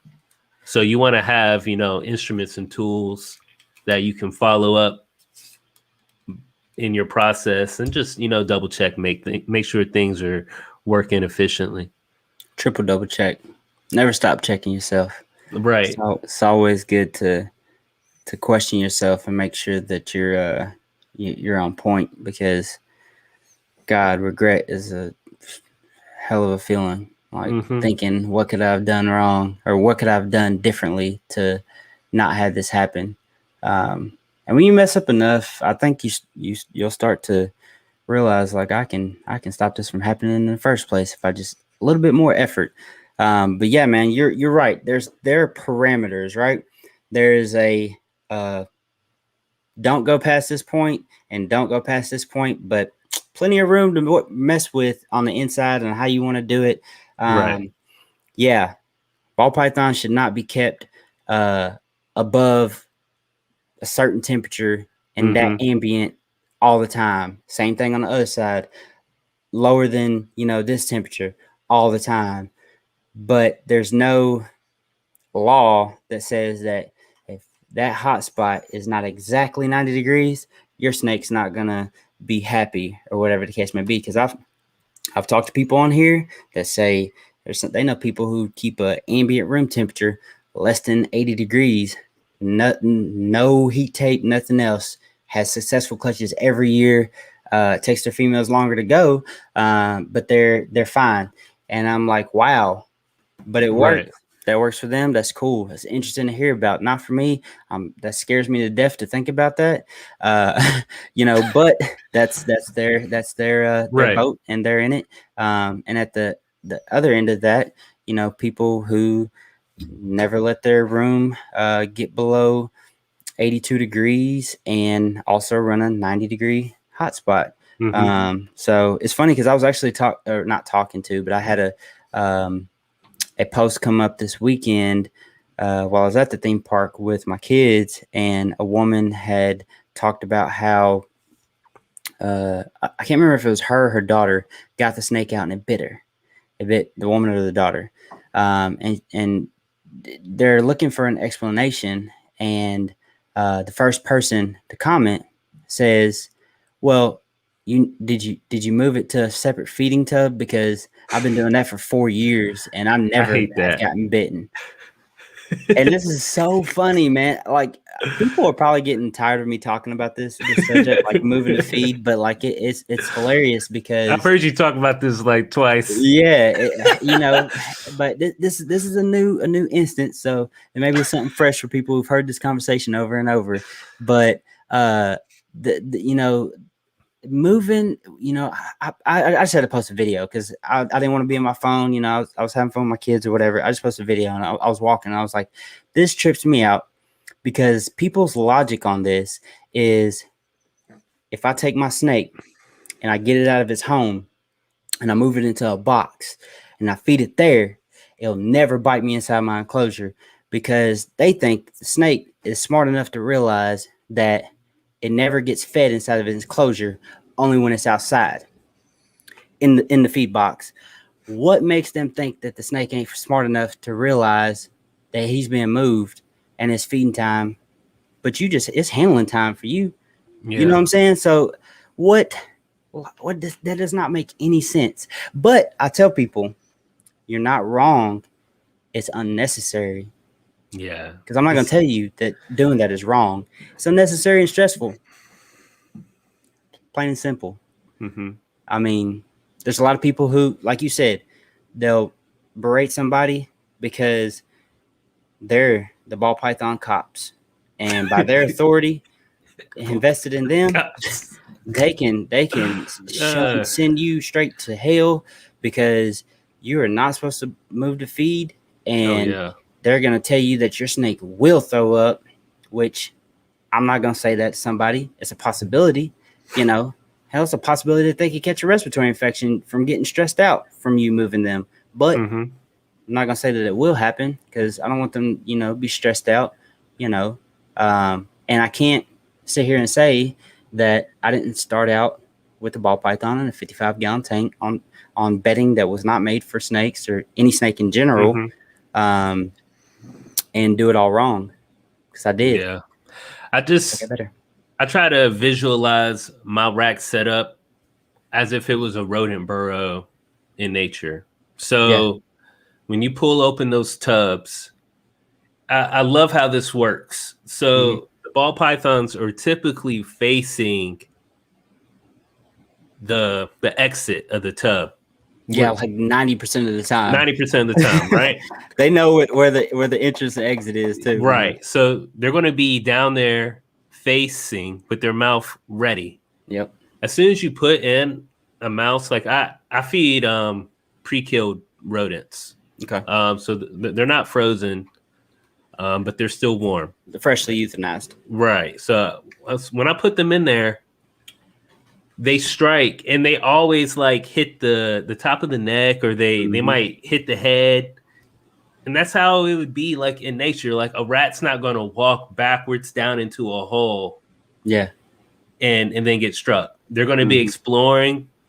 They're going to walk in a hole first and get struck that way. And if I was feeding live, and there are situations where I have fed live in the past, it's kind of less worry to me. I never feed unsupervised, but when you feed like that, instead of just dropping them in a big tote with the snake and the rodents running around, it just think of the simulation here. So the rodent literally walks down into the burrow and gets struck. The most dangerous part of the rodent, which is the mouth, gets wrapped up first, and it's like it's subdued that way.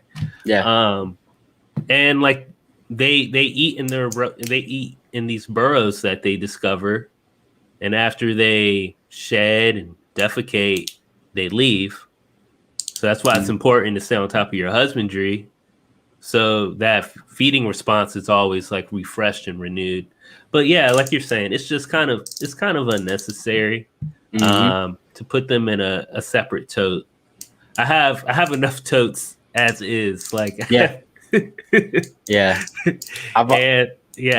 no rodents are coming in this room unless it's like feeding time. So it's not going to smell like rodents unless they're about to eat. So my question for the person that got bit would be like, were you handling rodents recently or food?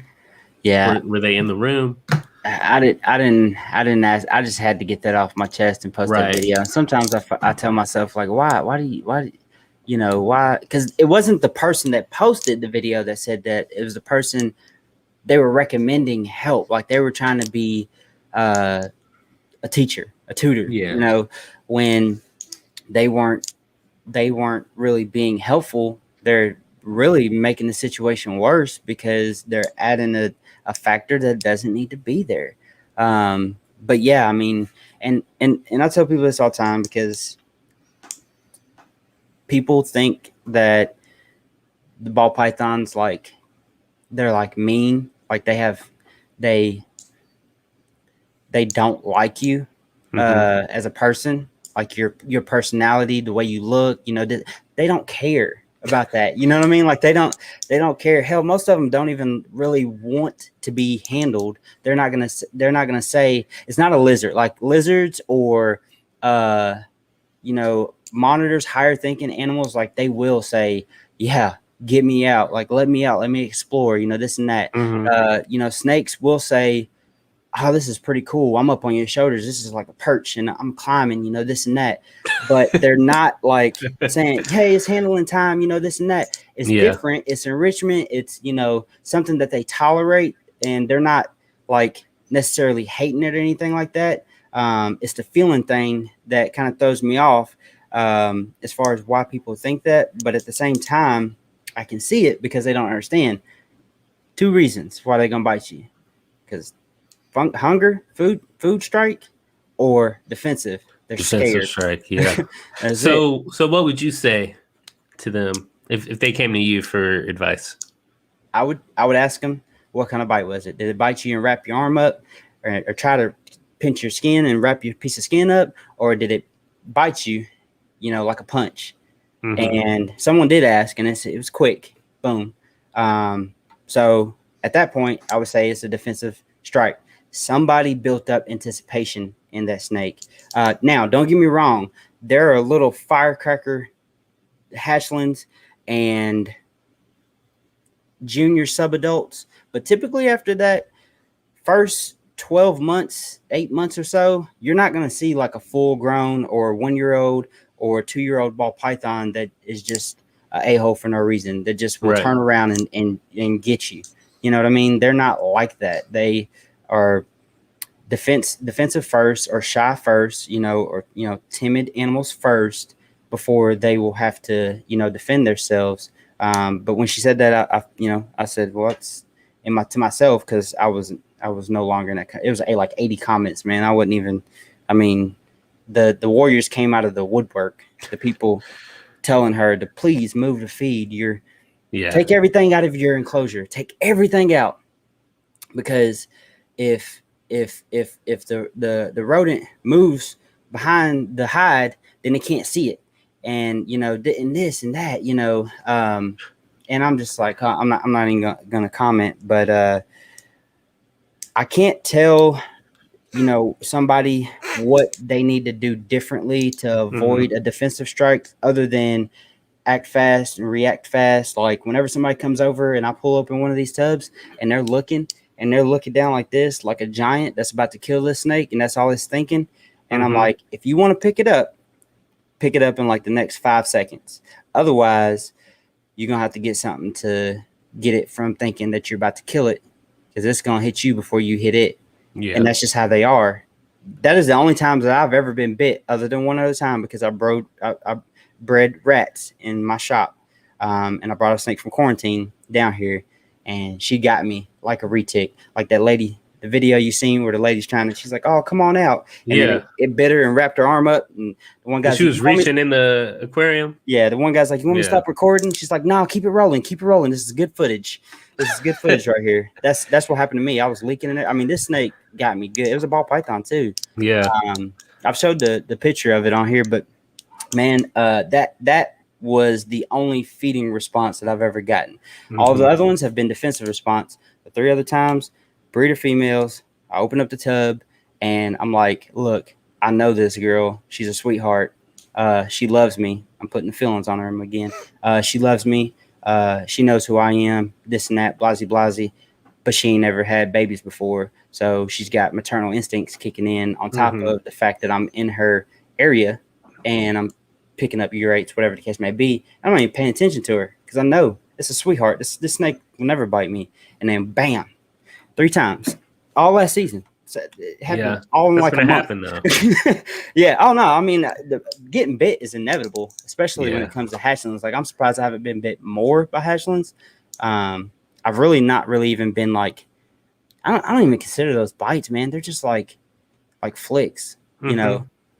Well, if they're watching somehow, like magically, they're watching the stream, I'm gonna say, just get out your snake and make sure you're handling it often. If this is your only ball python, get it accustomed to, you handling them. Like if the only time it really gets handled is feeding time, whether you are putting it in a separate tote or not, it's feeding time when you're handling them. So this isn't like what you need to do.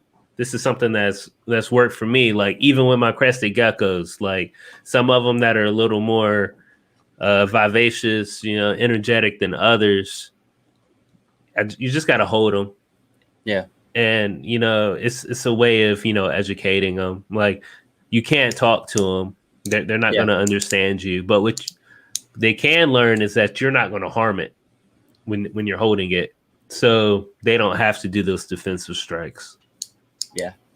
Yeah, I definitely think that there comes a point where they do adapt and learn that, there's no danger.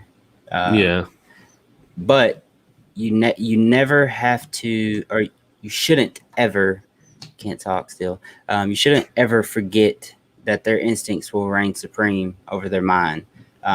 So if you put them in a situation where their instincts is telling them, God, I smell a rat, and I see a heat, a heat signature, or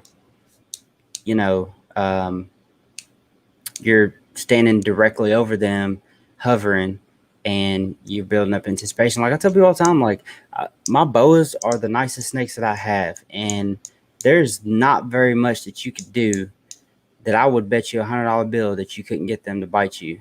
I'm talking about grabbing their face, opening their jaw up, doing this, whatever the case may be.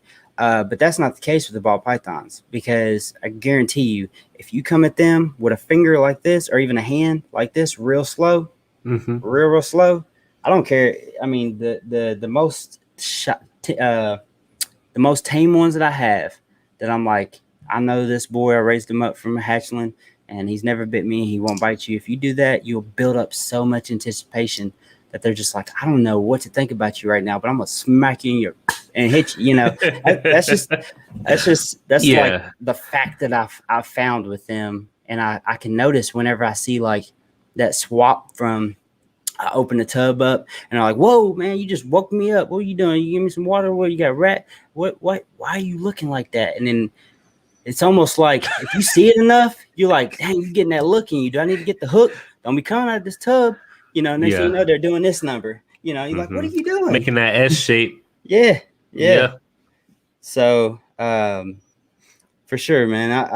I agree with that. With confidence. I agree with that. And you know, the thing that that happens in that scenario that you're talking about, like getting them out and getting them accustomed to being handled and you and stuff, because I believe the post was it was time to get them out and handle, you know, to get them accustomed to them. Like I think she got tagged, or maybe I don't know, because there was feeding was in there somewhere, so I think it was feeding time, something like that. But anyway. Ultimately, you end up making yourself more comfortable with the ball pythons and how you handle them, because just like, you know, people say dogs sense fear. I don't think the snakes sense fear, but they definitely can sense like hesitation or like, because in their prey, they're a ambush predator. You know what I mean? So they're one to look for your weak spot when that moment is to get the prey right at that right, moment.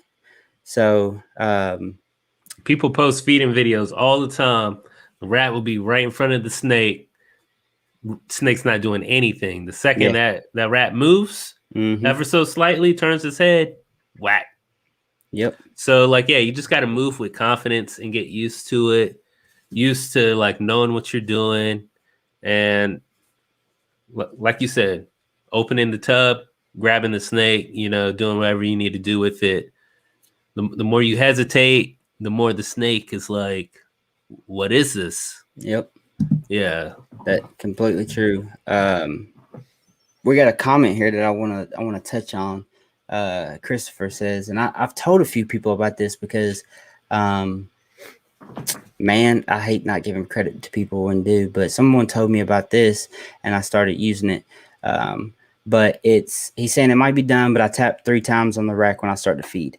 This is definitely not dumb and is a good tactic to use.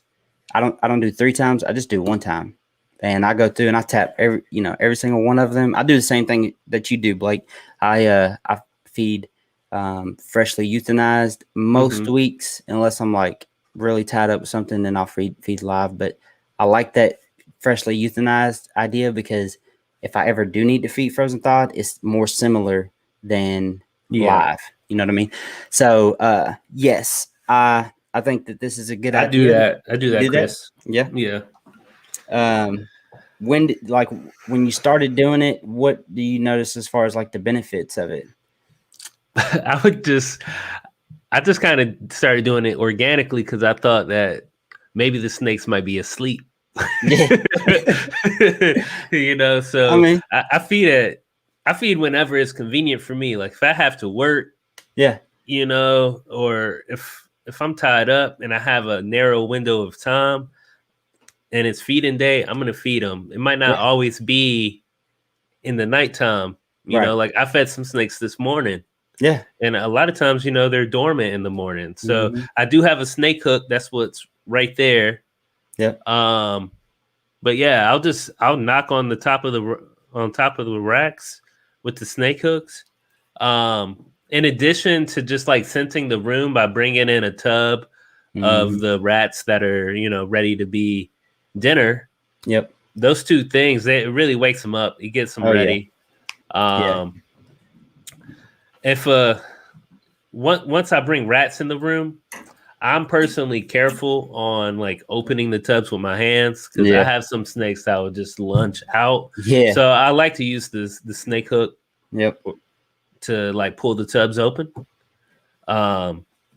But yeah, like that's not dumb at all. Hold on 1 second. So you watch Always Evolving Python's YouTube videos? Yeah.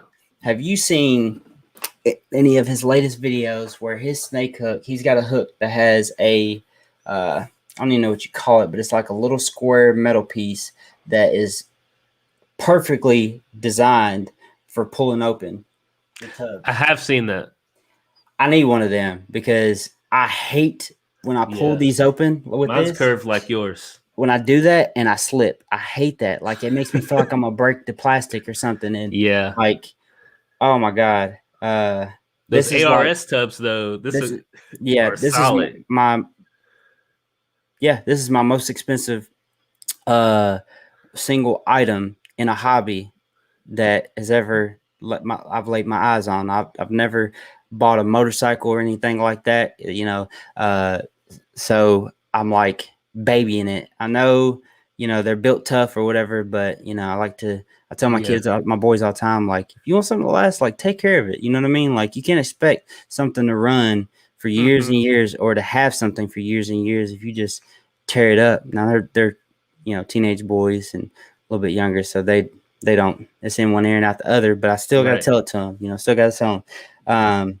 But I was saying I need one of those, man, because that, just for what you said there, opening up tubs like that, because especially for the build stage, when the females start building follicles, they're ravenous. God, man. Yeah.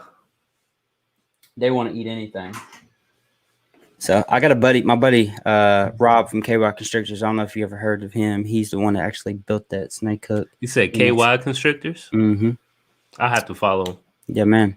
I'm going to be talking to him about checking that out, that hook that he has, so he can start making those. Probably like the idea itself. I think that he uses his hook to open his tubs up as well. But yeah, man, Christopher, that is definitely a good tactic to have. And one that me and Blake use ourselves. Yeah, anything to keep yourself safe and your snake safe isn't dumb. Yeah, like that's just looking out. Yeah, that is technically, that's a form of communication that they grow to learn. And I mean, I guess, that goes back to people, associating something with another.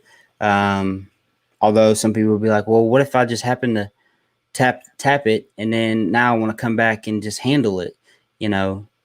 Again, like I said, it has to be one of those things where you always have to remember a snake's instincts are going to reign supreme over it at all times. You got to be on your toes, your tippy toes when it comes to these things. Can't be mad at them if they bite you. I just take it for what it is, man. I tell you what, after that first time that I got bit, which was weird after having snakes on and off for like 10 years getting bit, by like a ball python and not like a gardener snake or something like that outside I was catching that had every right to bite me. It was weird because I wasn't afraid of getting bit, but I was afraid of not knowing when it would happen.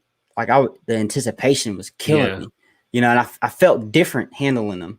I was like, why am I being like this? Like I feel like a newbie or something. Like I don't know what to do with my hands. It's like getting a shot. Like I'm not scared of needles, but I hate getting shots because it's like that anticipation. Like, is the nurse going to go slow into my arm, or is she just going to jab me? Like, Yeah, No, thank you.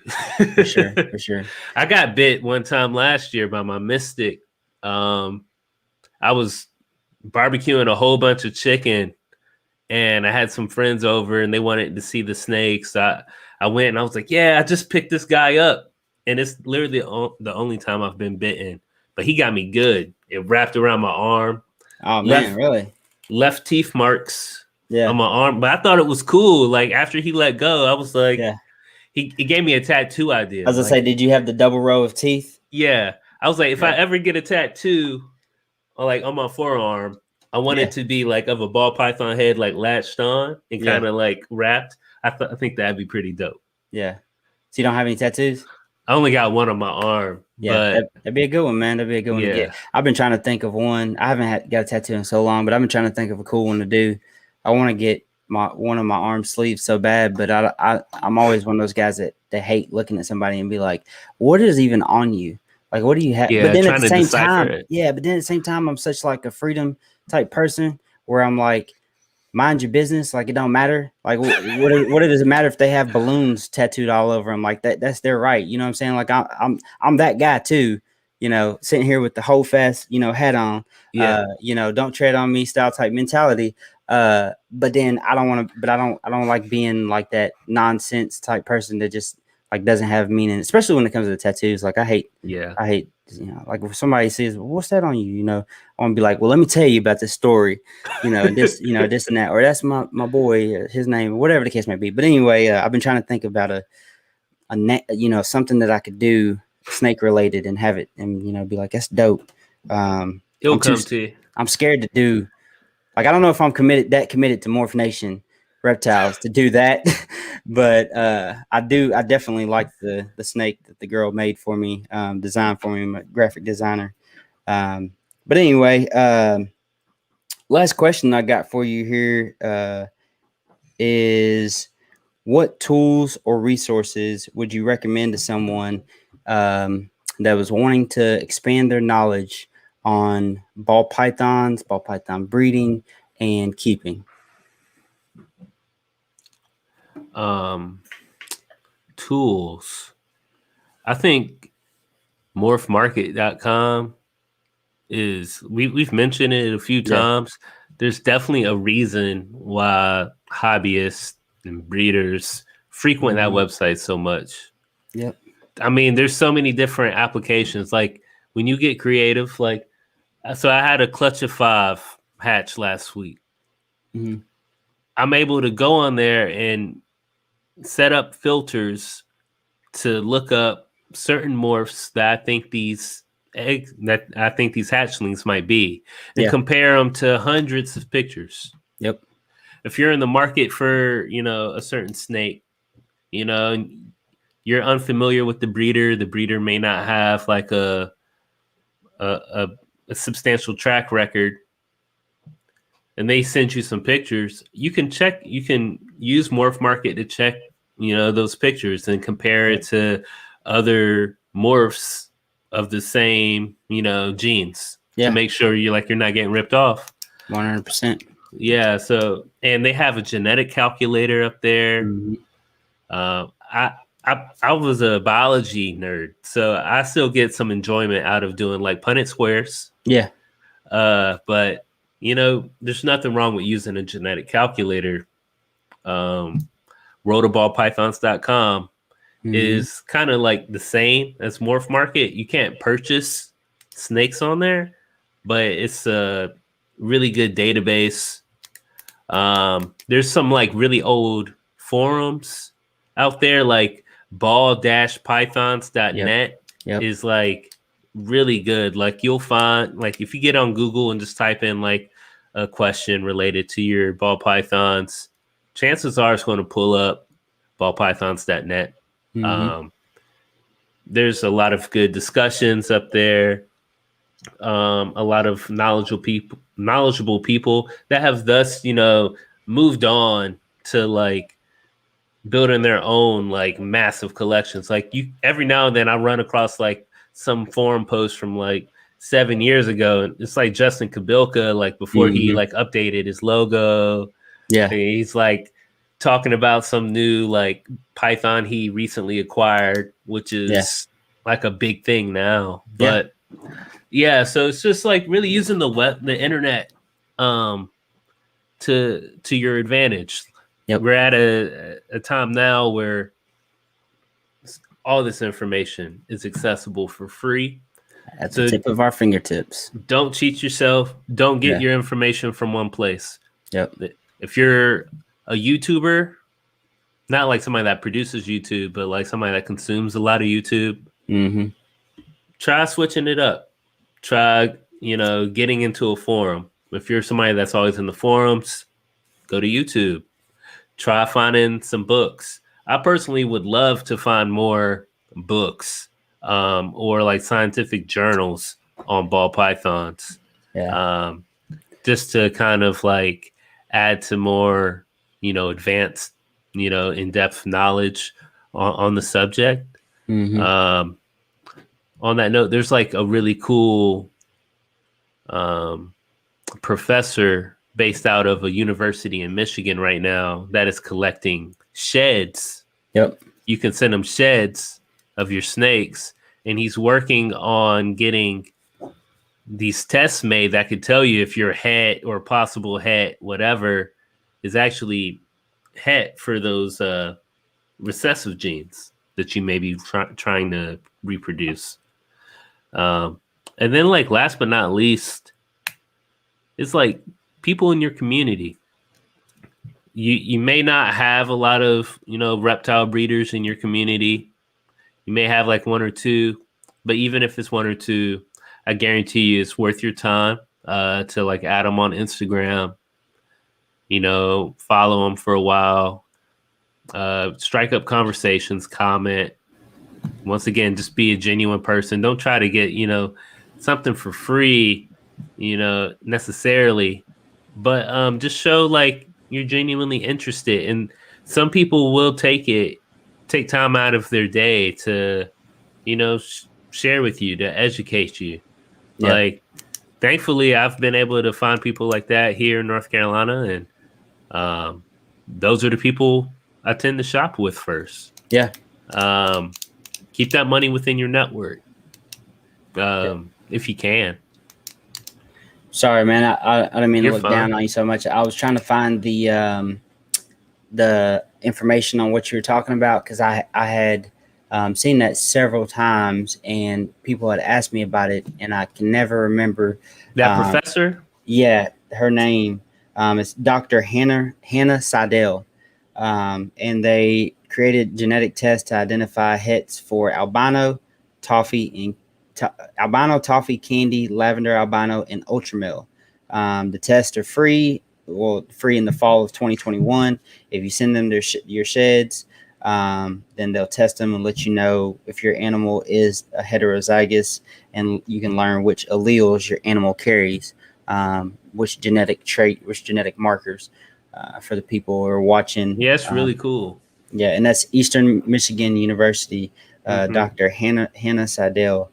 And Samson Snakeatorium is their name, but Brian Riviera and Samson, do you know who they are? Samson. I think I follow Samson Snakeatorium. He did a live interviewing Dr. Hannah Seidel. Oh, that's cool. I'll have to find that.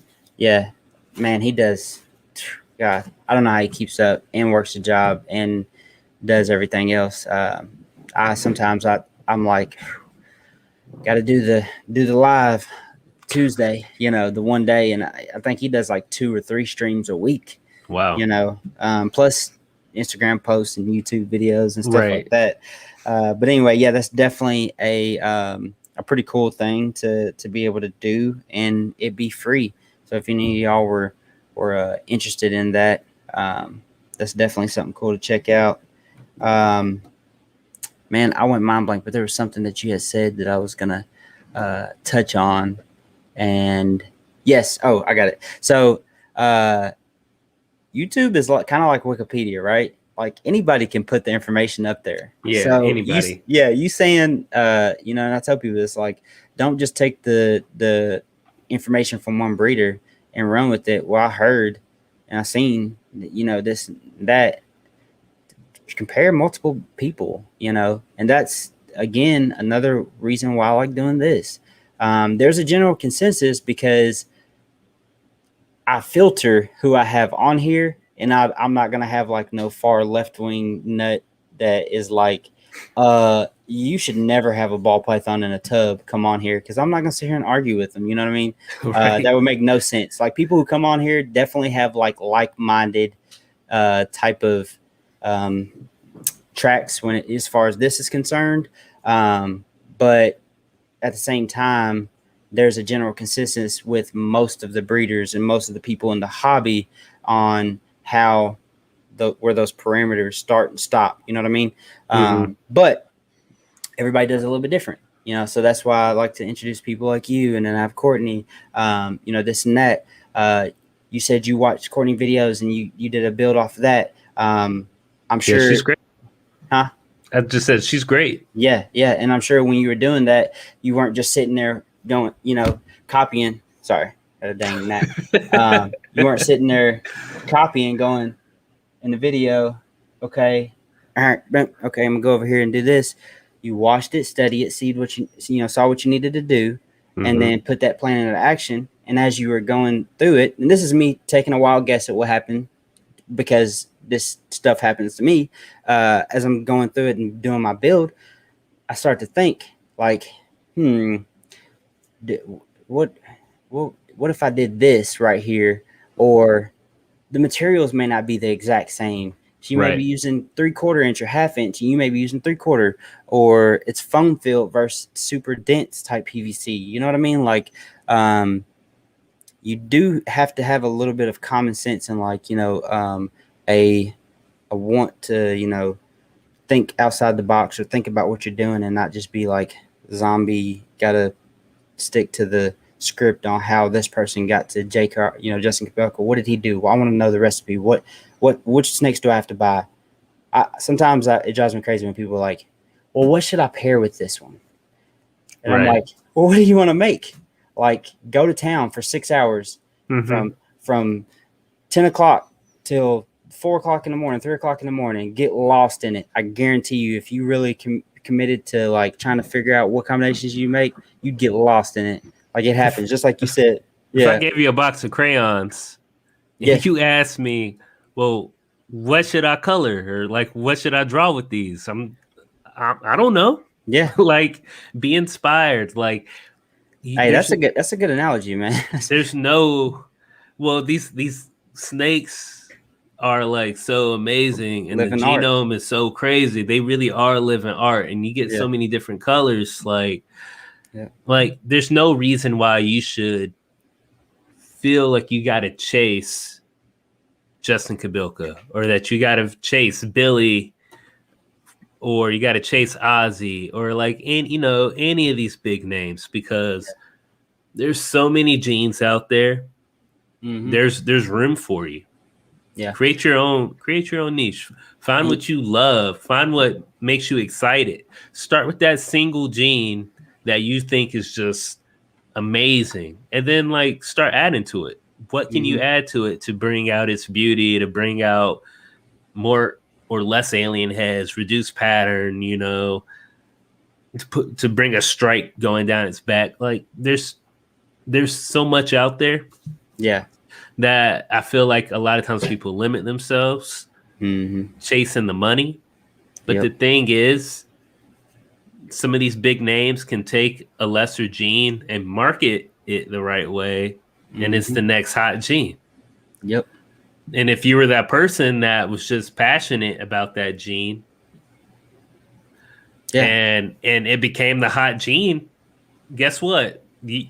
You're sitting on money. But don't chase the money, because those big names aren't just chasing money. They're trying to bring out unique aspects of these snakes.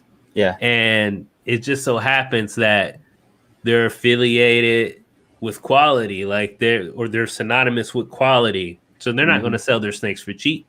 Yeah. So just focus on what you love and like what you want to see replicated in snakes or in your ball pythons. and Yes. just let that guide you, because there's room for everyone. Everyone can have their own niche. Um, and yeah, I'm excited to see mine develop. Yeah. Because really, like, as far as expanding my collection, I'm really only a year in. Um, and I learned something new every day. I've learned a tremendous amount, like, within this past year, Yeah. and yeah, it's exciting. Yeah. It's really, Really is. yeah. Really is, man. I can't wait to see what that background looks like in a year, man. Because I'm gonna tell you, a lot can happen. I made an Instagram post a couple months back, and it was basically showing a year's time difference from 2020 to 2021, and it like I love showing myself that Yeah, because it's like one of those things, like a picture trophy type deal. Because it's not that like a flexer or like a show off or anything like that. Because trust me, I know that I'm a little speck when it comes to some of these people. I mean, I've literally had people on here, Courtney. She didn't tell me how much she paid, but you don't even have to tell me because I know that Super Pastel, Desert Ghost, such and such, other jeans in there that you got almost breeder female. money. That's a small car, okay? I already know. And you got 97 other snakes. That's just one of them, So I already know that I'm not really doing nothing, for somebody to be talking about big money. But at the same time, it's nice to see, take a picture. And if you don't already, turn around. And if you get done, we're here. Take a picture. 365 days from today, September or whatever. Take another picture and look, and you can see like progress, man, and it's amazing. And anybody watching this, if you plan on doing this and you're committed to it, like do that. Like make sure Yeah, you take pictures and show yourself like what you did in a year. on that whiteboard, I got a lot of things written down, but one of the things I keep up there is be humble. Yeah, You get in this, just remember, stay humble. yeah, Everybody started somewhere, exactly. and you're absolutely right. Like, I'm gonna take a picture when I'm done. Hmm. I'll send you a picture in a year. Yeah, man. We'll see I'm, where I'm at. I'm gonna get you. Yeah, if I don't even. That kind of gave me anxiety thinking about saying that. Uh, But I wanted to say I'll get you back on here in a year, and then I started thinking, dang, 52 weeks of doing this. This was supposed to be like just something I did for a little while, but I guess I can do it. Next thing I'll be talking about doing it twice a week. But I don't want to limit myself, but at the same time, I guess I do so much, man, that I hate like you know committing to something like Yeah, this. You know what I mean? But at the same time, like I'm trying to step out of my comfort zone and constantly interact with people and connect with people down the road, next state over, 16 hours across the country, whatever the case may be. And interconnect and let people that may not normally even know who they are in the chats or Facebook or YouTube or whatever, be able to connect with that person as well, and get to know that person and me at the same time. Ask comments, educate themselves if they've had stuff that they've been wanting to ask and didn't feel good about asking in a forum like a Facebook group or something like that because they felt like they're just going to get hammered, but they just heard us talk about people doing that and saying that you really shouldn't do that. I mean, that ain't the way to do it. yeah, And then they feel comfortable enough to step out and say, hey, well, what about this? Or they hear me say, oh, I messed up and I did this, I such and such, and they can say, I accidentally did that too, so, and we can all grow. But yeah, man, I guess I'll say, hell, I'd love to have you back on in a year and then see hey, what that wall looks like. I'd love to be back. This has been a lot of fun. Yeah, man, because I mean, Like, growth is amazing, man, and I love seeing, people be able to go, from one level to the next. Like when mhm. you're talking about getting ARS, man, like when you get it and you excited to tell somebody, shoot me a message, man. Tell me. I'll be hyped with you because All I, right. I do that stuff, man. Like I got my ultrasound. I took a picture of it and I'm sitting there and I'm like, Who do I tell? Who do I message? Is it Instagram? Does Instagram see first?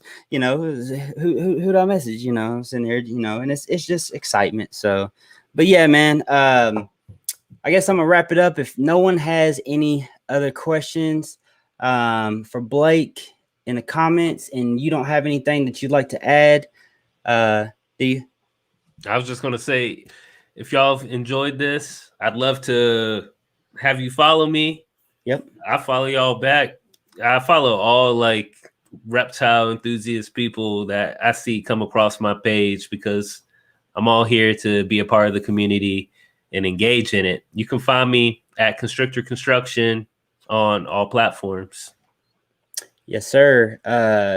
YouTube, TikTok, Instagram, I all got that. YouTube, but it's dry. It's dry Okay. right now. It's just for subscribing to other people. And If you have a YouTube, let me know like on my Instagram or Facebook, and I'll subscribe to it. all right, I got an Instagram or a YouTube. It's Morph Nation. I don't know if you're subscribed or not. I'm just messing. I'm pretty sure I am. But yeah, man. Y'all make sure y'all go check his stuff out. Like I said, TikTok is where I found him at. So definitely go and check TikTok out. And if y'all aren't on TikTok because you're like, it's TikTok and you just don't like saying I'm on TikTok, get over it. TikTok is definitely a new wave. I mean, call it whatever you want, call it tick or whatever, but it's definitely a nice, yeah. I mean, if seriously, like I've heard people be like, oh, TikTok, you know, I'm like, why do you say it like that? Yeah. And they're like, it's TikTok. And I'm like, well, okay, but this is what changed my mind. So as far as like metrics go, when you post something on Instagram, the algorithm is going to put that on your followers' feed for like 24 to 36 hours. On TikTok, it's 2 weeks. So it's going to keep putting that out there like it's new content for 2 weeks. And in some cases even longer than that. I have videos that I've put up from like 2 months ago that still get like 2-3 likes every day. And you know, like I'm not doing anything extra, but it's all about marketing and covering ground. You know, now that you mentioned that, I think a few of the videos that I seen of yours were several days old, like 5 to 6 days old. And it was my first time seeing them, but I never would have seen them had that algorithm not been like that, because I'm not like TikTok crazy like I am, as far as like I check Facebook multiple times a day. Like I'm on Facebook all the time.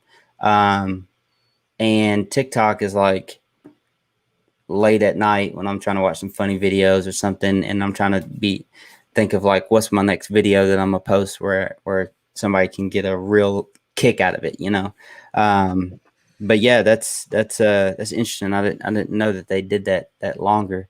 But it's funny. I got a buddy that, you know, I do maintenance. I got a buddy that does not have any type of snake friends, people he follows now, but like before that, like he didn't even know that I was doing the TikTok like that.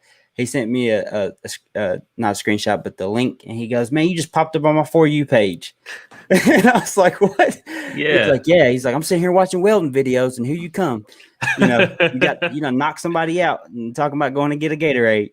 You know, so that was pretty cool. I don't know how that algorithm worked out like that, but you know, it is what it is. But anyway, man, it's been a pleasure talking with you, getting to know you. Absolutely. Had a comment right here says, what was the page name again? Oh, it's Constrictor Construction. Constrictor Construction. There you go. So y'all go check them out. Follow them, like I said, on all platforms. And again, man, like I said, I appreciate you coming on. And I appreciate all of you all for tuning in for this week's episode of Cold Blooded Talks. And we will see you all next week, same time, 8 p.m. on Tuesday. Y'all have a good night. Peace. See you, man. See you.